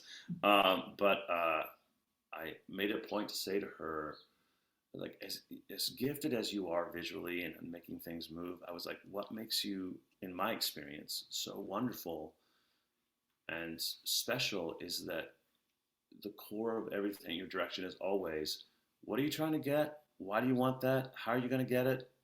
Let's figure out, let's keep going. It always comes back to that, not how the set's moving or how the light's looking. Yes, that's part of what she does. And also she has a brilliant eye and she's conceptually brilliant. Mhm. But um, all of that stuff doesn't matter if the foundation isn't there. And that's the Yeah. thing that's always at the forefront Mhm. of behavior. Like, how are these characters interacting? What do they want? What's in their way? Mhm. How are they going to achieve it? And so otherwise you don't care, Yeah. if you don't care about the characters, it doesn't fucking matter. And Mhm. I I just think she's brilliant, and obviously I'm not alone in that. And I think she's got lots of fans and cheerleaders in our cast, across the board. Obviously, Mr. Sondheim was a huge fan, and said so in multiple interviews Mhm. before he passed. And she's just absolutely wonderful, and she cares so much. Mhm. Even her speech to us on our opening night, she was like, "Listen," she was like, "just fuck it all, fuck any awards or reviews, or like it's about us and doing this show and honoring him and the text and this story, and that's it." Yeah, I think when I saw it, it was a very cool interpretation of Company Yeah, that you kind of haven't seen before, but also, you haven't seen Bobby as a female before. So I thought that was just a yeah, really cool interpretation of it. I think so too. I can't imagine it as the originally gendered production. I can't imagine now. And if you do it, I think it's got to be a period piece, because Mhm. otherwise it's just like a swinging bachelor, like Well, where all this. Antonio Banderas is doing it somewhere in Spanish. I actually, we on our text thread we saw like I think the opening number, Mhm. and I was like, isn't this dude like 60? Mhm. But apparently they're doing it as a memory play or something. And hey, you know what? Who cares? Like, even if he's not 35, I'm like, you creating Mhm. theater there, like, yes, I don't care who's playing it. Like, if you, Yeah, the more opportunity. he played Zach in a Spanish version of a chorus line Yeah, too I mean, just somewhere. like whatever it does to Yeah. create opportunity for artists, I just don't, I can't. Now I'm just like, let's get stuff. out there. You know, Yeah. let's sort of reinvigorate the industry and, you know, create opportunity for people, every group, race, gender that's been othered. You know, we need to do that. I mean, that takes time, but Do you kind of yeah. see that for the future of theater moving forward? See what?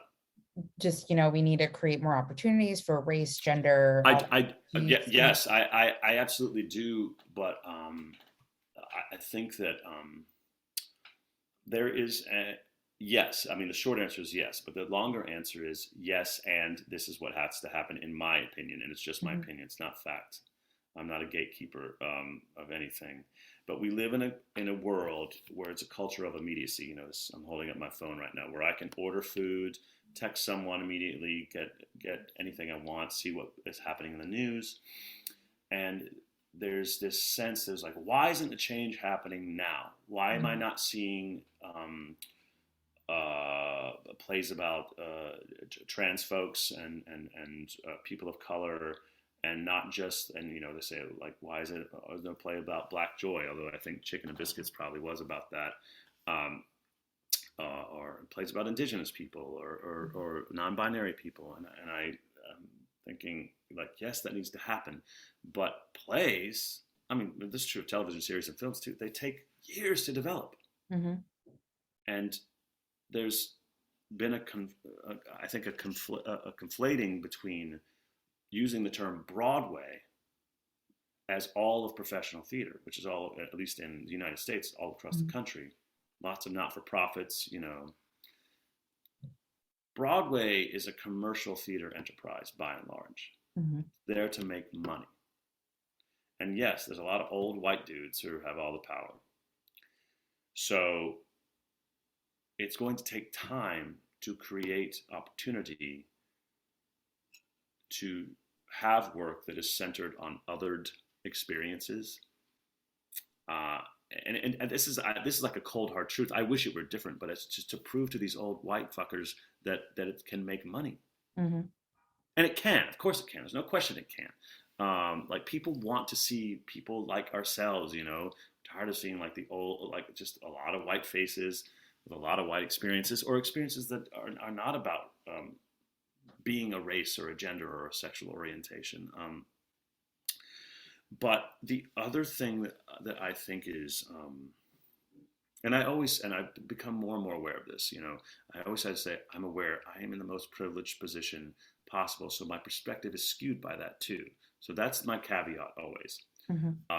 But I see a lot of things about, you know, well, not one non-binary person was cast. You know, I don't even actually know how, like, unless we're actually saying our pronouns, like in the casting notice when it's released, like how people know that. But I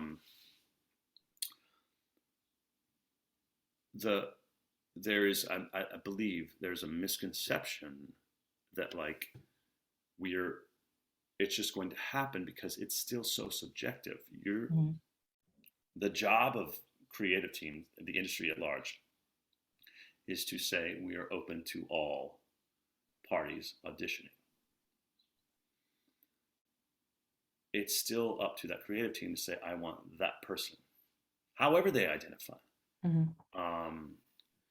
And that's hard to say. It's not like, it's not a, you don't get participation trophies, you know, for auditioning. An audition doesn't guarantee you're booking the job.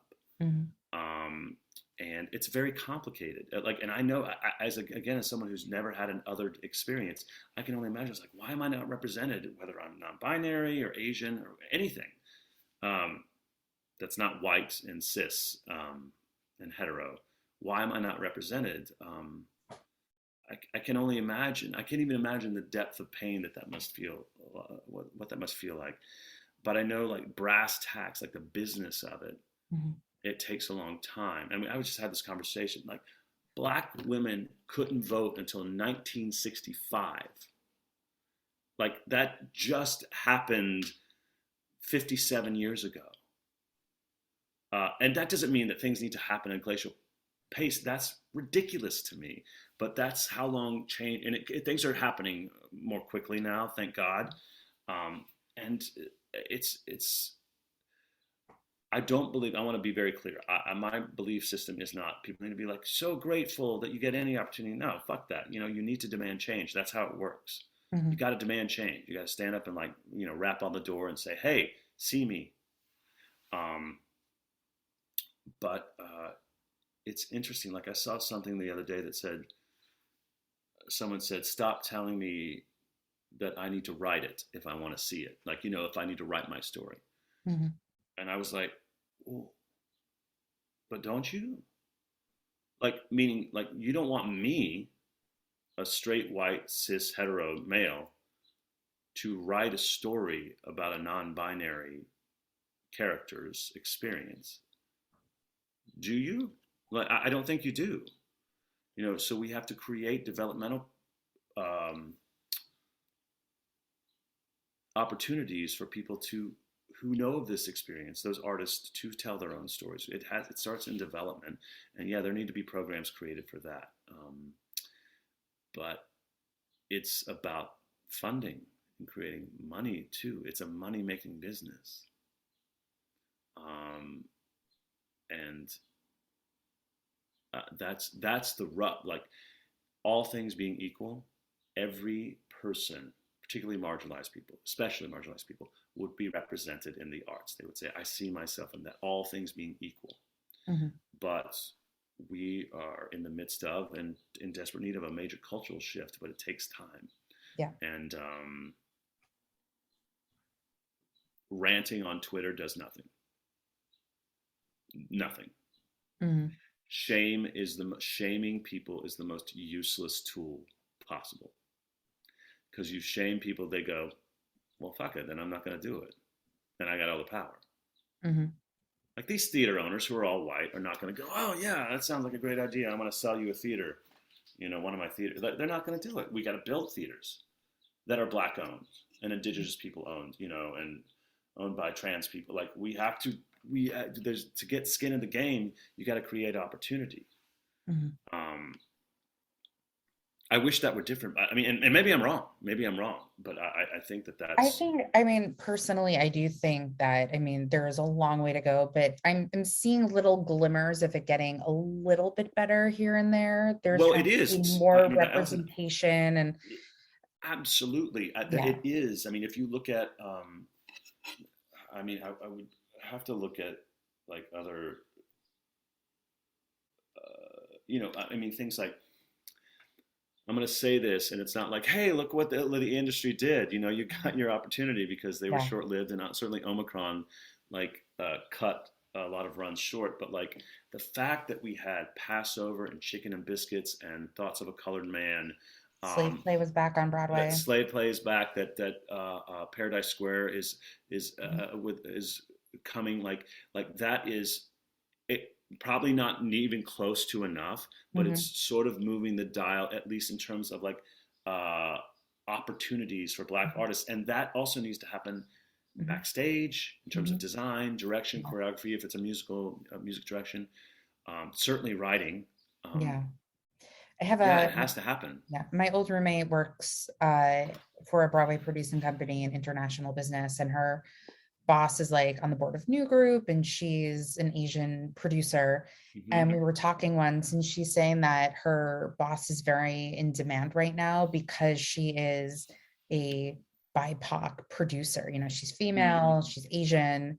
So, and she's saying that a lot of these theaters now are trying to be as diverse as they can when it comes to doing different shows and with casting. So I think that Yeah. they are starting to make an effort, but I do agree that it will take time to get to the point of where people feel like it should be. And I mean, even if we do get there, it's still probably not going to be perfect. I'm sure somebody will say something about something, but I Yeah, think there something. are I mean, but little, you can't please everyone, and Mhm. it's going to take time, and it's not sort of like I think of it as like if you had an hourglass and if all the sand on the bottom were all white, you know, like Yeah. privileged people, and if you flip it over and all of a sudden that sand becomes like people Mhm. that are other, it just doesn't work like that. And I don't think people are expecting that, but Yeah. there's understandable rage and hurt, Mhm. and that's being Yeah. articulated, and I think that I understand the response.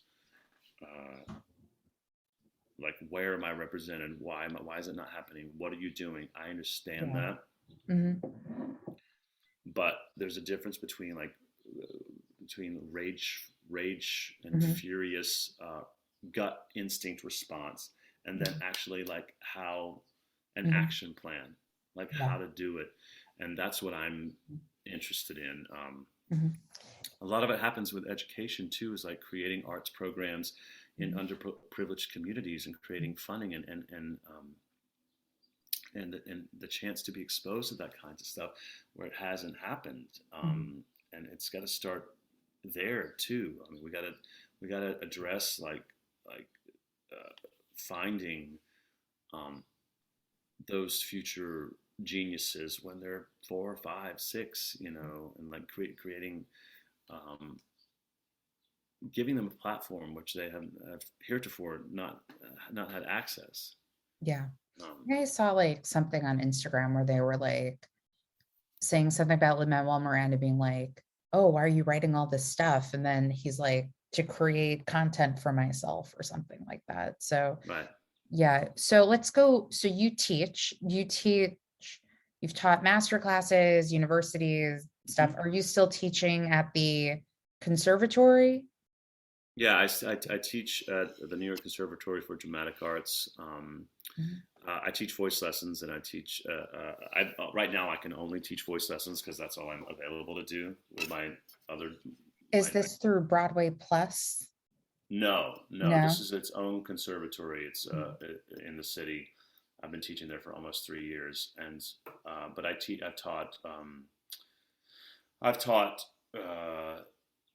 scene study and song interpretation there and acting. Mhm. So yeah, but I that is part of what I do in addition to actually acting.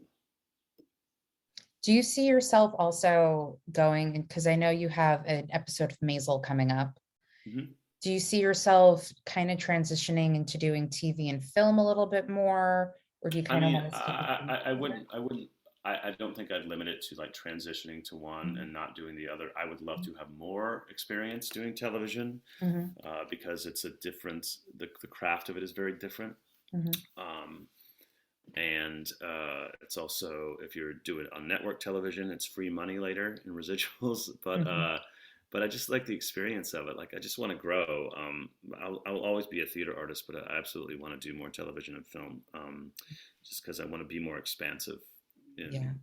my craft. Can you tell us anything about Maisel? Do you have any lines in Maisel? Yeah, I do. I don't Okay. have. I probably wouldn't have told anyone about it if I didn't. It's not a big part though. I mean, it's very small. I have like a brief exchange with Rachel Brosnahan who plays Mhm. Midge on it. Yeah. But it was I like binge watched the first 2 episodes and I was just like, okay. I just I think I'm on. miss I think I'm on Maisel so episode much. 4 For maybe.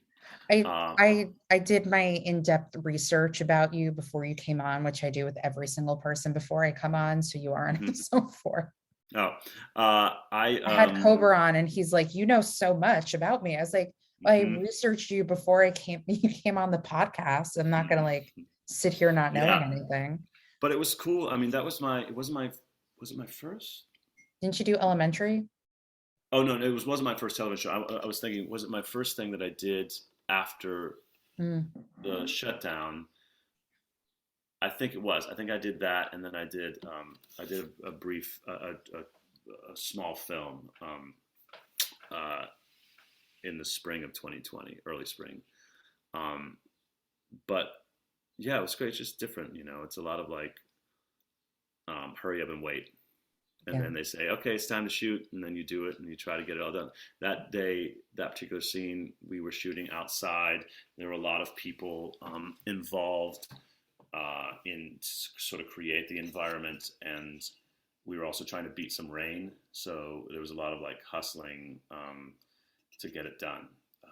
But Mhm. it's just education. You sort of go like, was that any good? I don't know, because you don't have that immediate response from a live audience. You just got to Mhm. trust um, that what you're doing works and that Yeah. you're believable as a human being. Yeah. Yeah. But yeah, it was fun, and I just want to do more of it and do more because I'm very much like I think of myself. I think of this in auditioning. Like I Mhm. tell my agents like I'm really good when I have a lot to do. Like I'm. It's like this is like a sports metaphor, like a running back in football who gets better as the game goes along because the defense gets tired and he just keeps running into them and tiring them out. Like the more I have to do, I think the better I am, and that's true in acting in terms of roles. Like I feel like I would learn more. Like basically, I've had scenes where I've had, I think I've done 3, 4, 5 television shows, and I've had like 3, 4, 5, 6, maybe 7 lines. Mhm. I feel like I'd learn a lot more, and I learned a lot doing this film because it was a pretty large role where Mhm. you can just be more investigative about how to do it, what works. It's also Mhm. it's so important. And I think you learn this when you're doing a lot of self tapes, particularly for film and television, because it's different than taping for theater. But if you watch yourself, Mhm. you know, and what's interesting on camera, what's too much on camera, Mhm. because that's all the audience does so much of the work Yeah. in film and television. It's all in your eyes, Yeah. and like economy of movement. Mhm. Um, so, but yeah, I want to do a lot more. I want to If learn a anybody's lot more. listening, Tally's available for it. I'm available. Yeah. He's available, more TV and well, did you do any virtual like readings or anything during the pandemic? I did one. Mm-hmm. I did a lot of. I did a lot of demo recording Mm-hmm. for composers in the pandemic, Yeah. and I did a bunch of virtual concerts where I get Mm-hmm. hired to do, over Zoom sing for Mm-hmm. people. But I didn't do that many readings. No, um, and not for lack of wanting to. It just didn't really come my way. Um, I had you on a list. I know, I'm sorry, but well, I might not have been available, but who knows? that I will tell you after we record.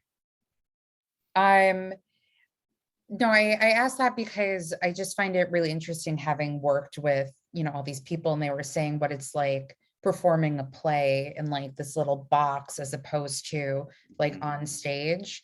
I don't know, for me, it's kind of as if you were acting to a camera anyway, if you were like doing a self-tape but I'm not a professional actor, so I couldn't really tell you that. Well, I Now, mean, having done it, like yeah. having had a little limited experience, but still did it. Like it's just because you're reading it, you Hmm. know. Like if you were saying, "Hey, we're gonna do a production," Yeah. and the it's going to be Hmm. on Zoom, like that's what the play is set in a Hmm. Zoom world, and you're off book, that's different. And then you Yeah. sort of like figure out how to do it. But if I'm like either whether I have the script on screen or I'm looking down, I'm just saying the words and trying to make sense of them.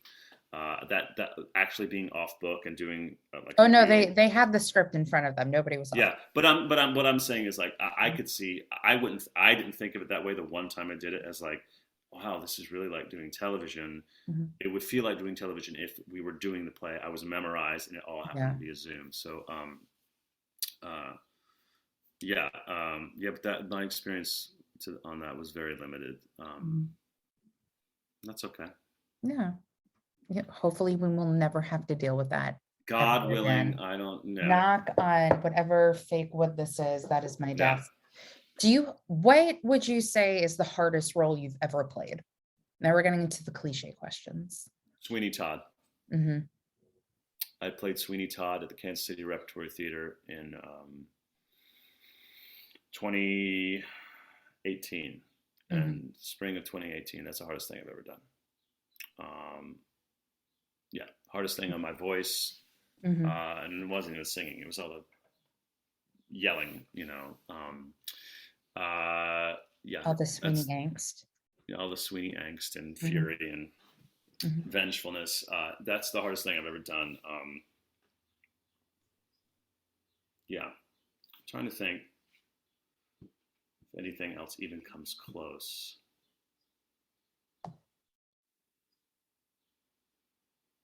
No, I mean, Yeah, no, I like. I mean, I've done the full Monty a couple of times, which is a totally different kind of singing, and I played Jerry, and Hmm. that's just vocally in a just different part of my voice, and I had to sort of live in a different way. um, Hmm. uh, but yeah, Sweeney Todd. And I'm not unique in that. It's a motherfucker. Yeah. Do you have a favorite role you've ever played, Sweeney? I loved playing Sweeney, but it was Hmm. so hard, and I would love to do it again and be smarter about it. Hmm. Because I was just like all in and didn't care that my voice was trash, which is crazy because I've been doing this for a long time. But I was sort of surprised I was cast because I just thought it was something down the road that I would do. Hmm. Um, I think, I mean, I have a few, but one of them is I did a really wonderful production of Carousel at the Olney Theater Center in Maryland. I played Billy Bigelow, and that was one of the most special experiences I've had. Partly because I love the show so much, but also like sort of throughout my career, I think people were always trying to, especially when I was young, trying to figure me out because I certainly sang.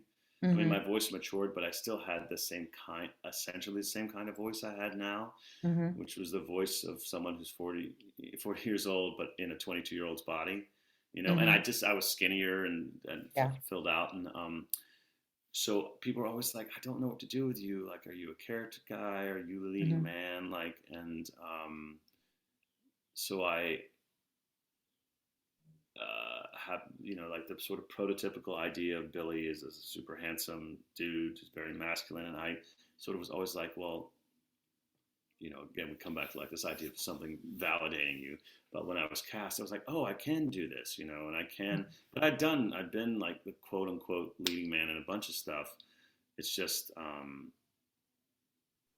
you know, so much of when you put yourself out there saying, hey, do you want, do I get to play in your sandbox?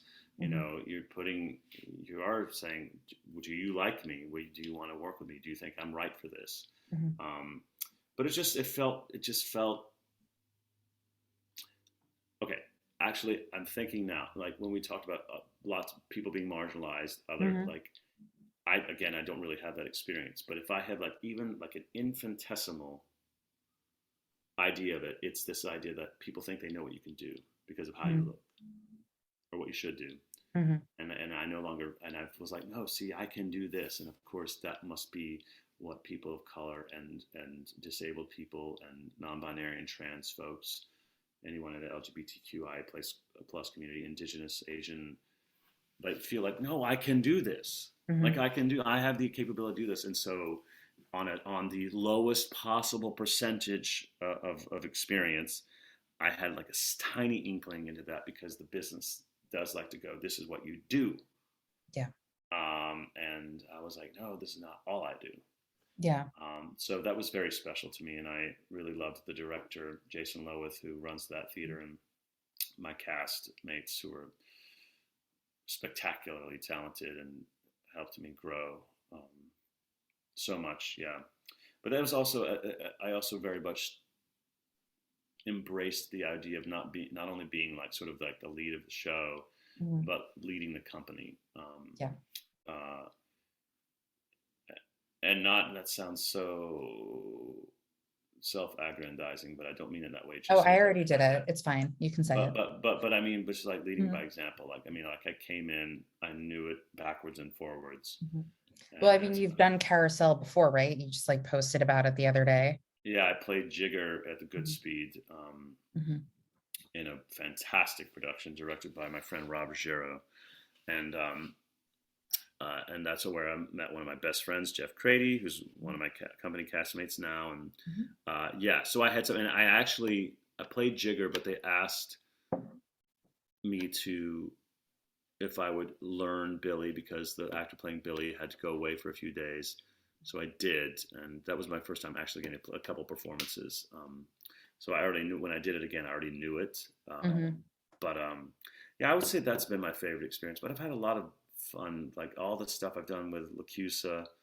Mhm. I just did the first show live theater experience I had prior to doing company was I worked at the Old Globe doing a new musical that he wrote called The Gardens of Anastasia. Yeah, you Where I played a deer, right? played a deer, twin deer, two Oh, different deer. Yeah. Um, yeah, with and that Eden was Espinosa and Queen Andrea Miss Purcell, Burns Mary and Mary Testa, Testa. who Yeah, was direct. actually in that reading of Rabbit Hole I was telling you about Oh, earlier. really? Oh Hmm. man, She that's was, my pal. She she's you awesome. know she's she told me this a long time ago. Someone quoted it, and it's true. She says Mary Testa is the besta. She's Mhm. just is. She's Yeah, singularly her, and got so much skill and depth of talent, and yeah. She just like, life's fucking funny too. she was Jesus. just so great in that part. I just remember there was like this line reading she had where we're all just like cackling backstage of like how great She's it the was. funniest. And Yeah. she what does she tell me? She always tries to get in any show.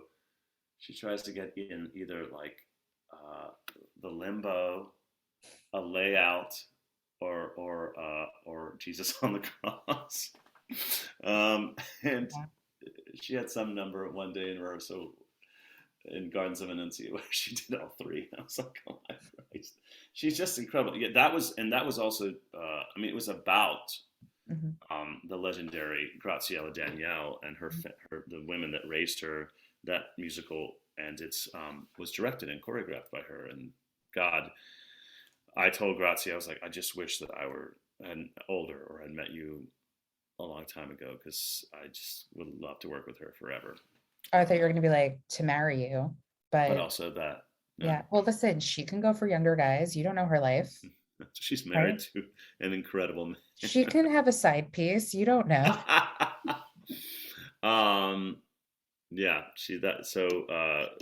that was very special. Mhm. I've just had a lot of great experiences. I've been fortunate, and I've had a couple that have been not so great, but Yeah, those are as many people do. so few and far between. Yeah. All right, here's that question from the Vanity Fair. What's the most emotional you've ever been when you landed a role?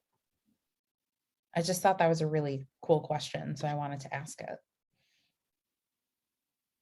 I think my Broadway debut. Yeah. Yeah, I cried a lot. I remember I called my mom, and she said, uh, my dad passed when I was 20, and my mom actually passed last year. But I called my mom, and I remember her saying some version of, "Oh, Tally, you've worked so hard," and I remember her saying, "Your dad would be so proud," and that did it for me. Like I lost it. But and again, I say for me, it was important, but it's not. Mhm. It's not a stamp of validation, but it was important to me. Yeah. Um, and it's also, it's so dumb because I really believe this, but like, I was like, oh, I'm doing a play. I mean, yeah, I had 2 lines and it was understudy, but I was like, I'm doing a play on Broadway. I'm a real actor, but I already, I posted about this actually uh, over a year ago about Mhm. making my Broadway debut didn't make me a better actor. I mean, working with those people did, Mhm. but the fact that it was on Broadway didn't make me a better actor. I was the same actor the day I auditioned Mhm. as the day I was cast. There's so many people, not only in New York, but all over the country, who have such an incredible wellspring of talent and gifts who don't ever get to do that for various reasons. It's also, but I will say, once you do it, it does kick open a door because some people go, our industry, they're so simplistic. They go, oh, someone else said that they were good, so we're going to take a chance. We don't feel Mhm. like we're taking a chance on them Yeah. by But inviting do them to you audition. but do you think at the time, because people aspire to Broadway, do you think Hmm. at the time, like, I'm on Broadway, you Yeah. had that feeling before, like, and now that you've done it and you've had, what was that, like 11 years ago at this point, Hmm. that it's a lot different then than it was now, making your Yeah, Broadway I mean, debut and feeling yes, like? yes, yes. I mean, I'm not taking anything away from that. Like, I felt Mhm. very much part of the club. I remember my friend Bobby said, "Make sure that you take a moment when you get into that theater and like thank yourself, Mhm. like and just take it all in because it's the for that moment anyway, it's maybe the culmination of a lot of hard work and sweat and tears and blood. And so yeah, I do. I mean, I do feel like I'm part of a club. Like no one can. I do say this: no one can ever take it away from me. And I probably would have been okay if it'd been the only Broadway show I ever did. But I've been lucky that I keep fooling them, and they've been asked me back a few other times. And so yeah, there is that thing. And what's nuts is, I even hesitate saying this, but I'll just say it just because it was said to me. You know, I remember feeling like on the outside, like sort of like knocking on the window, going, God, will you let me in? And someone said to me the other day, they said, Tally, they were like, you are Broadway. Like, they were like, when people think of Broadway, like, you're one of the people that they think of. And I was like, what? And part of that is being older and having done it for a while and having the opportunity to do a bunch of stuff, which is so fortunate.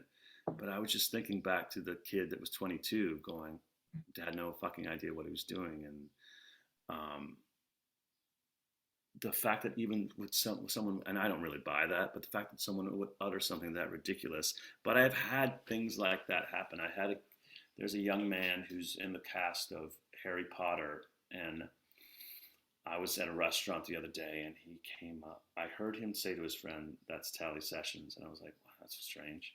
And he came up to me and he introduced himself, and he said, "I did a lot of work at a theater called Actors Playhouse in South Florida, Coral Gables," and he said, "I grew up watching you perform," and he said, "You did a production of Floyd Collins," and I played Floyd Collins, and he said, he was like, "That has loomed large in my brain. It's one of the things that made me want to be an actor." And I was like, oh my fucking God, what?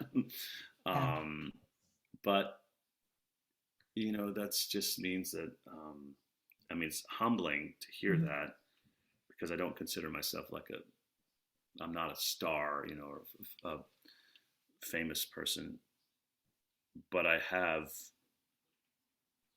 made a career doing it. And the best and greatest gift is to hear that people have been affected in some way. That's all I could hope for, you know? So that production of Floyd Collins was very impactful to me too. That's one of my favorite. Did you win some sort of award for it? I did. I won again, research. Yeah, South Florida's regional theater award. It's called the Carbonell Award. I've won a couple of those, but I won the first one I won was for Floyd Collins. Yeah. Very cool. Do you have a favorite role that you've ever gone on for, like understudy or standby was? I loved playing Gleb in Anastasia. I actually didn't see Anastasia. No, he's sort of the bad guy. Yeah, but not really. Whatever it was in the animated version. That character doesn't really exist, but I loved doing that.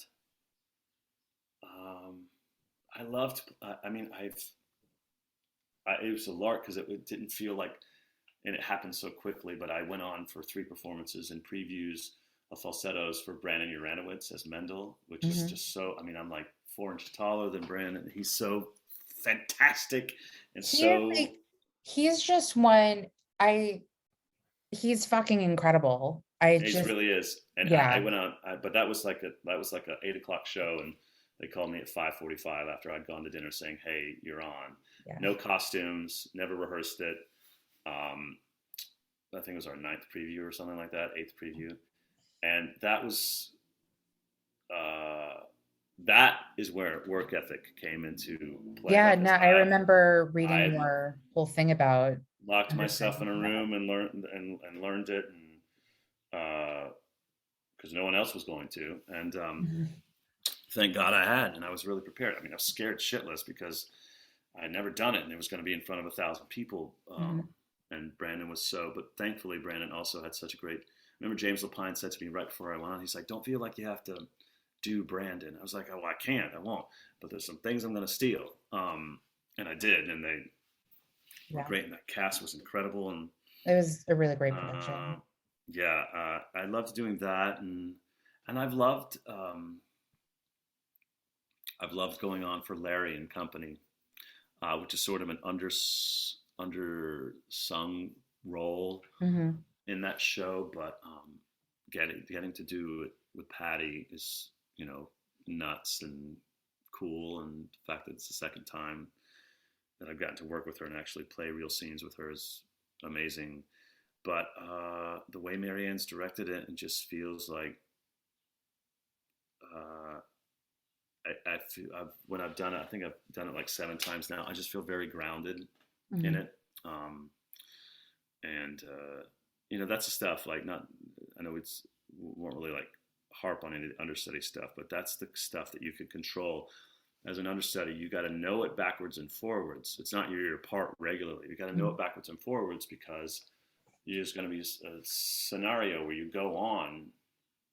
You got to know what you're doing, but you've never done the costume changes. You've never played with the props. Other actors need what they need, and but if you've done other work, you can sort of like just sit in that and know that you can trust that. If anything else, you can trust that.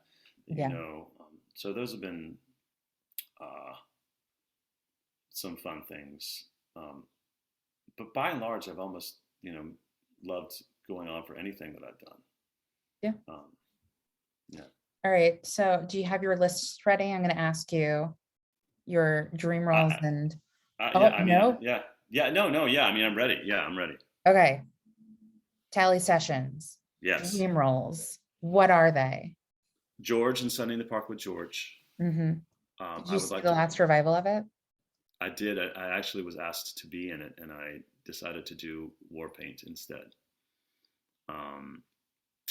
And was that a straight offer, or was that? It was a straight offer from James Lapine, because I'd worked with his niece Sarna, who directed it. She was the associate on South Pacific. Yeah, it was coming right off of Falsettos, and but it was to be an offstage cover, and I knew it was a limited run, and if I was going to do it, I wanted to cover George, which they said that I could, but it was definitely going to be a second cover because someone had already done it and had been offered the cover, and I just made the decision. And I will say, it was one of those where I was like, oh, what the fuck? Why did I not do that? But I had a great time doing War Paint, and I would love to play George. I would love to play Robert in The Bridges of Madison County. Because I, again, research, deep dive into Instagram. I was wondering at our concert the first time you did it live in front of people, because they've seen. Okay. Yeah. I think my old roommate said that you were like everyone's favorite in the room having done that song. Because the consensus was like you and Kober. I mean, I was my mother's favorite, and she still tells me she is constantly listening to me singing that song. And I said, please don't tell me that. But yeah. She should. Yeah, no, she's like, oh, you're the cockeyed optimist. But and then the other answer, and it's not. There's lots of other stuff that I would like to do, but the real answer is I want to do something that's written for me. And I feel like that's a common feeling. Yeah. Oh yeah. So I would love to do that. I'd love to.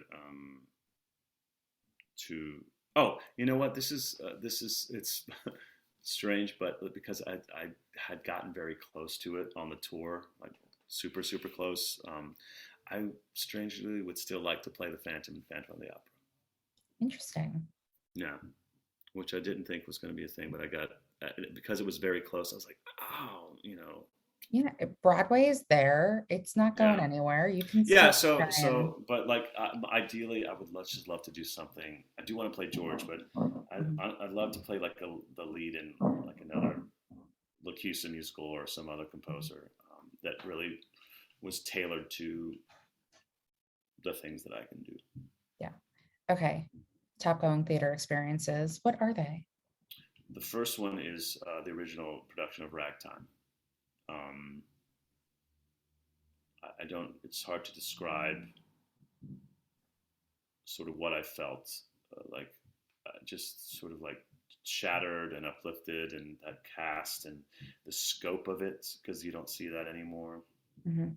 Um, Here's what my dream is, that there is a revival of it at Lincoln Center, directed by Bart Scher. oh yeah, my God. That is my dream.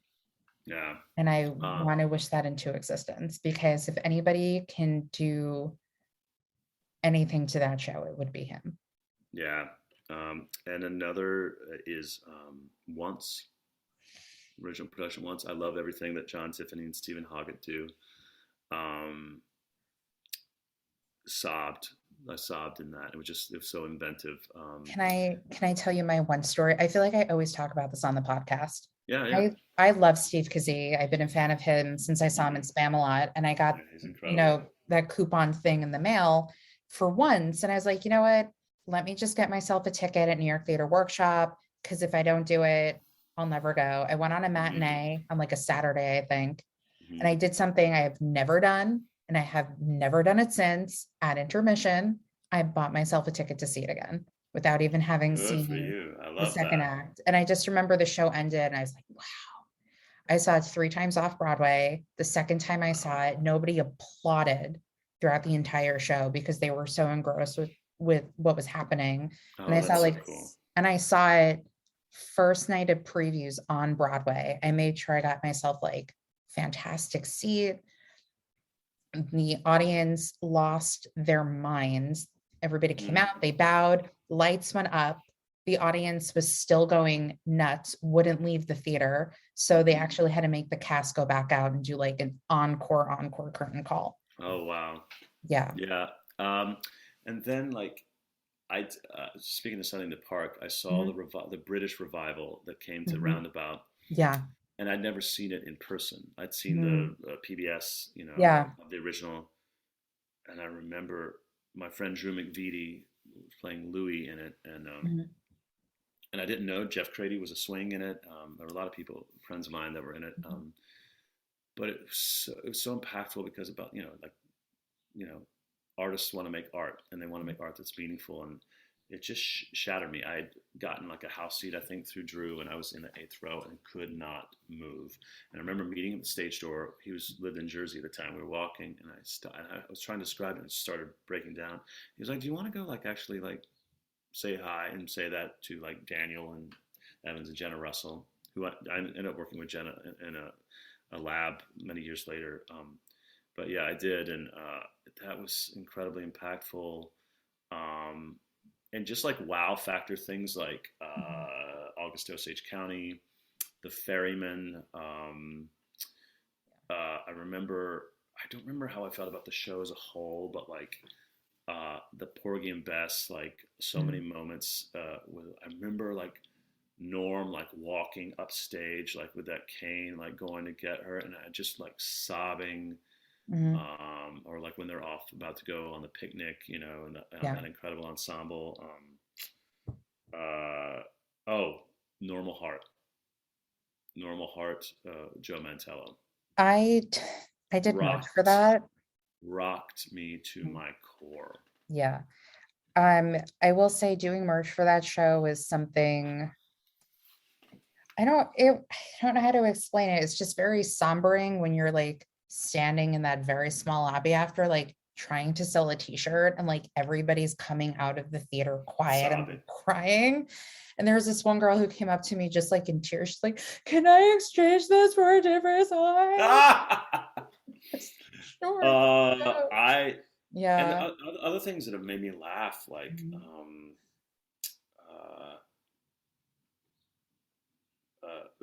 Play That Goes Wrong, and there was something that Hamish Linklater did at Classic Stage that was based on it was a David Ives adaptation of The Misanthrope. It was called something else. My friend Jen Gambites was in it. I loved that. I mean, Yeah. been so. I can like visualize that, but I have no idea what it is. I've been so like, and just seeing friends do stuff too. Well, speaking of laughing, like at Norbert and Scoundrels on the Broadway production, like, Yeah. but I've seen things like, I saw a workshop production many years ago. A girlfriend of mine was in a workshop production that was supposed to come Broadway, and there was a whole thing. The producers didn't have the money of Barry Manilow's Harmony. Mm-hmm. And Brian Darcy James was the lead. And I don't know that I've ever actually cried harder than seeing that show. And now it's coming. Warren Carlisle's doing it at a theater in town in the spring, off Broadway. Glad it's finally going to have a production. But it was so fucking like moving to me. So I love seeing my friends work, and I mean, yes, there are experiences like I loved Harry Potter, again, John Tiffany and Stephen Hawking, but I just remember moments of impactful moments. Because like I said, I love that Porgy Best, but like I remember pockets of it that were so impactful. Maybe not the piece as a whole for me. Did you see John Tiffany's Glass Menagerie? Loved it when she came out of the couch. That was another show I did watch on. Wow, I loved it. And then I saw the other one that Joe did, and that was not as impactful for me. Yeah. I unfortunately missed that one. I think it closed before I got a chance. I mean, it was super cool. Yeah. Then I saw in the fall, I like when we were rehearsing Company, I saw both Is This a Room and Dana H. and was like, how is this kind of theater so mind-blowingly good? I mean, I want our industry to like be reinvigorated, but I also revitalized. But I also love that things are quasi affordable right now, so people can see stuff. Yeah. And it really like how the other night, like 2 weeks ago, everyone's like, I want to see Company. You're like, it's cheap. Come see it. Yeah. And I mean, it's going to get less cheap because we're moving in the spring and people won't see it. But like, but yes, it should be that way, and it should be sustainable.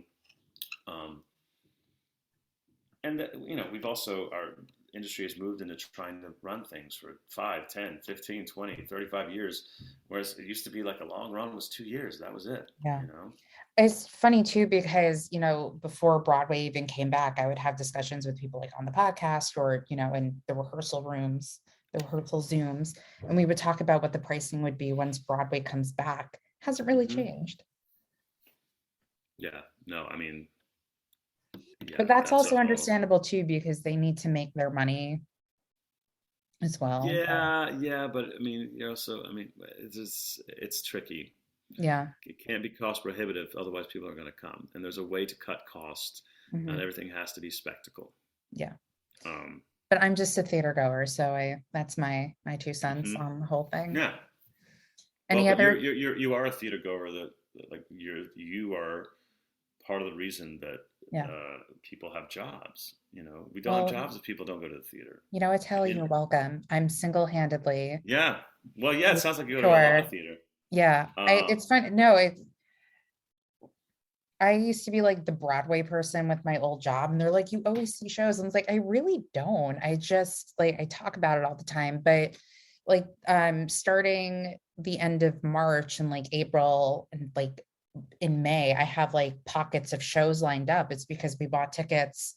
Like I saw John Mayer last night and I bought that ticket 7 months ago, Yeah. So it's just all of these things are lining up, having just like bought these tickets from so many months ago. Like my Music Man ticket in May, I bought it in like 2019. And they're like, here's your date. Oh my God. Yeah, same thing with Plaza Suite. It's like, here you go. But that's awesome. Yeah. Yeah, but those, I feel like I'm sure I could come up with more, but those are the ones off the top of my head. Yeah. I agree about the Ferryman and Ones. Those are on my list. Yeah. Absolutely. I actually have like a Ferryman, tote bag somewhere laying in my apartment. Yeah. Okay. Are we ready for the Inside the Actor Studio questions? Bring it on. Okay. What is your favorite word?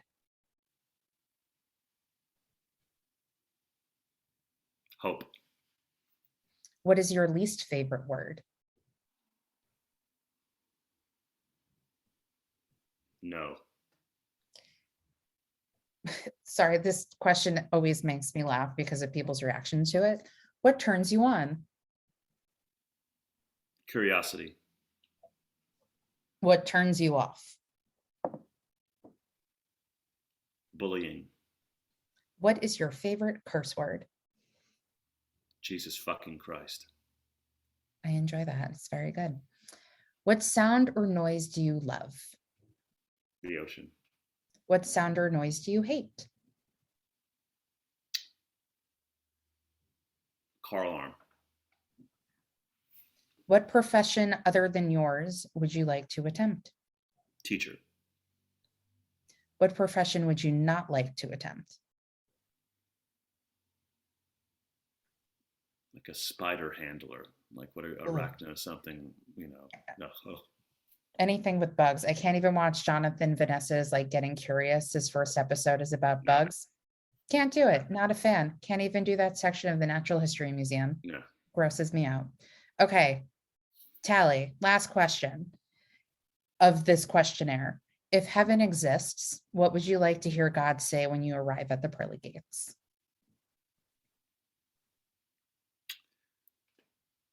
Good job. They're all waiting for you. And these are your students. Sorry, that was my James Lipton impression. Yeah. God rest his soul. Yeah. I worked many in actor studios, so I. Oh, wow. 9 lives, Tally, 9 lives. All right. My final question for you. Yes. Why is theater important? Oh man, I mean, I'm sure I can say why it's important for me, certainly. It's unlike any other art form in that in real time, an audience is getting to see some part of themselves on stage, and they're responding to it with an immediacy that's not achievable in theater and film, because their response is like fuel and breath for the actor. It's the audience is the last scene partner that we get when we move into the theater, and our art form doesn't exist without them. And I mean, I imagine it like as a comedian or a singer in concerts, you get something similar, but it's very unique. I think it's the only thing where you can see someone pretending to be someone else and get a real introspective look at like the human condition. It's essential. It's essential to the fabric of our existence, in my opinion. Cool. Well, Tally, you can stay on once I'm done recording. Thank you so much for being a part of the Theater Enthusiast podcast. Thank you for having me. Do you have like any other questions, comments, concerns, anything you want to ask me? You can say no. I would say no. I would say thank you for having me, and thank you for doing this.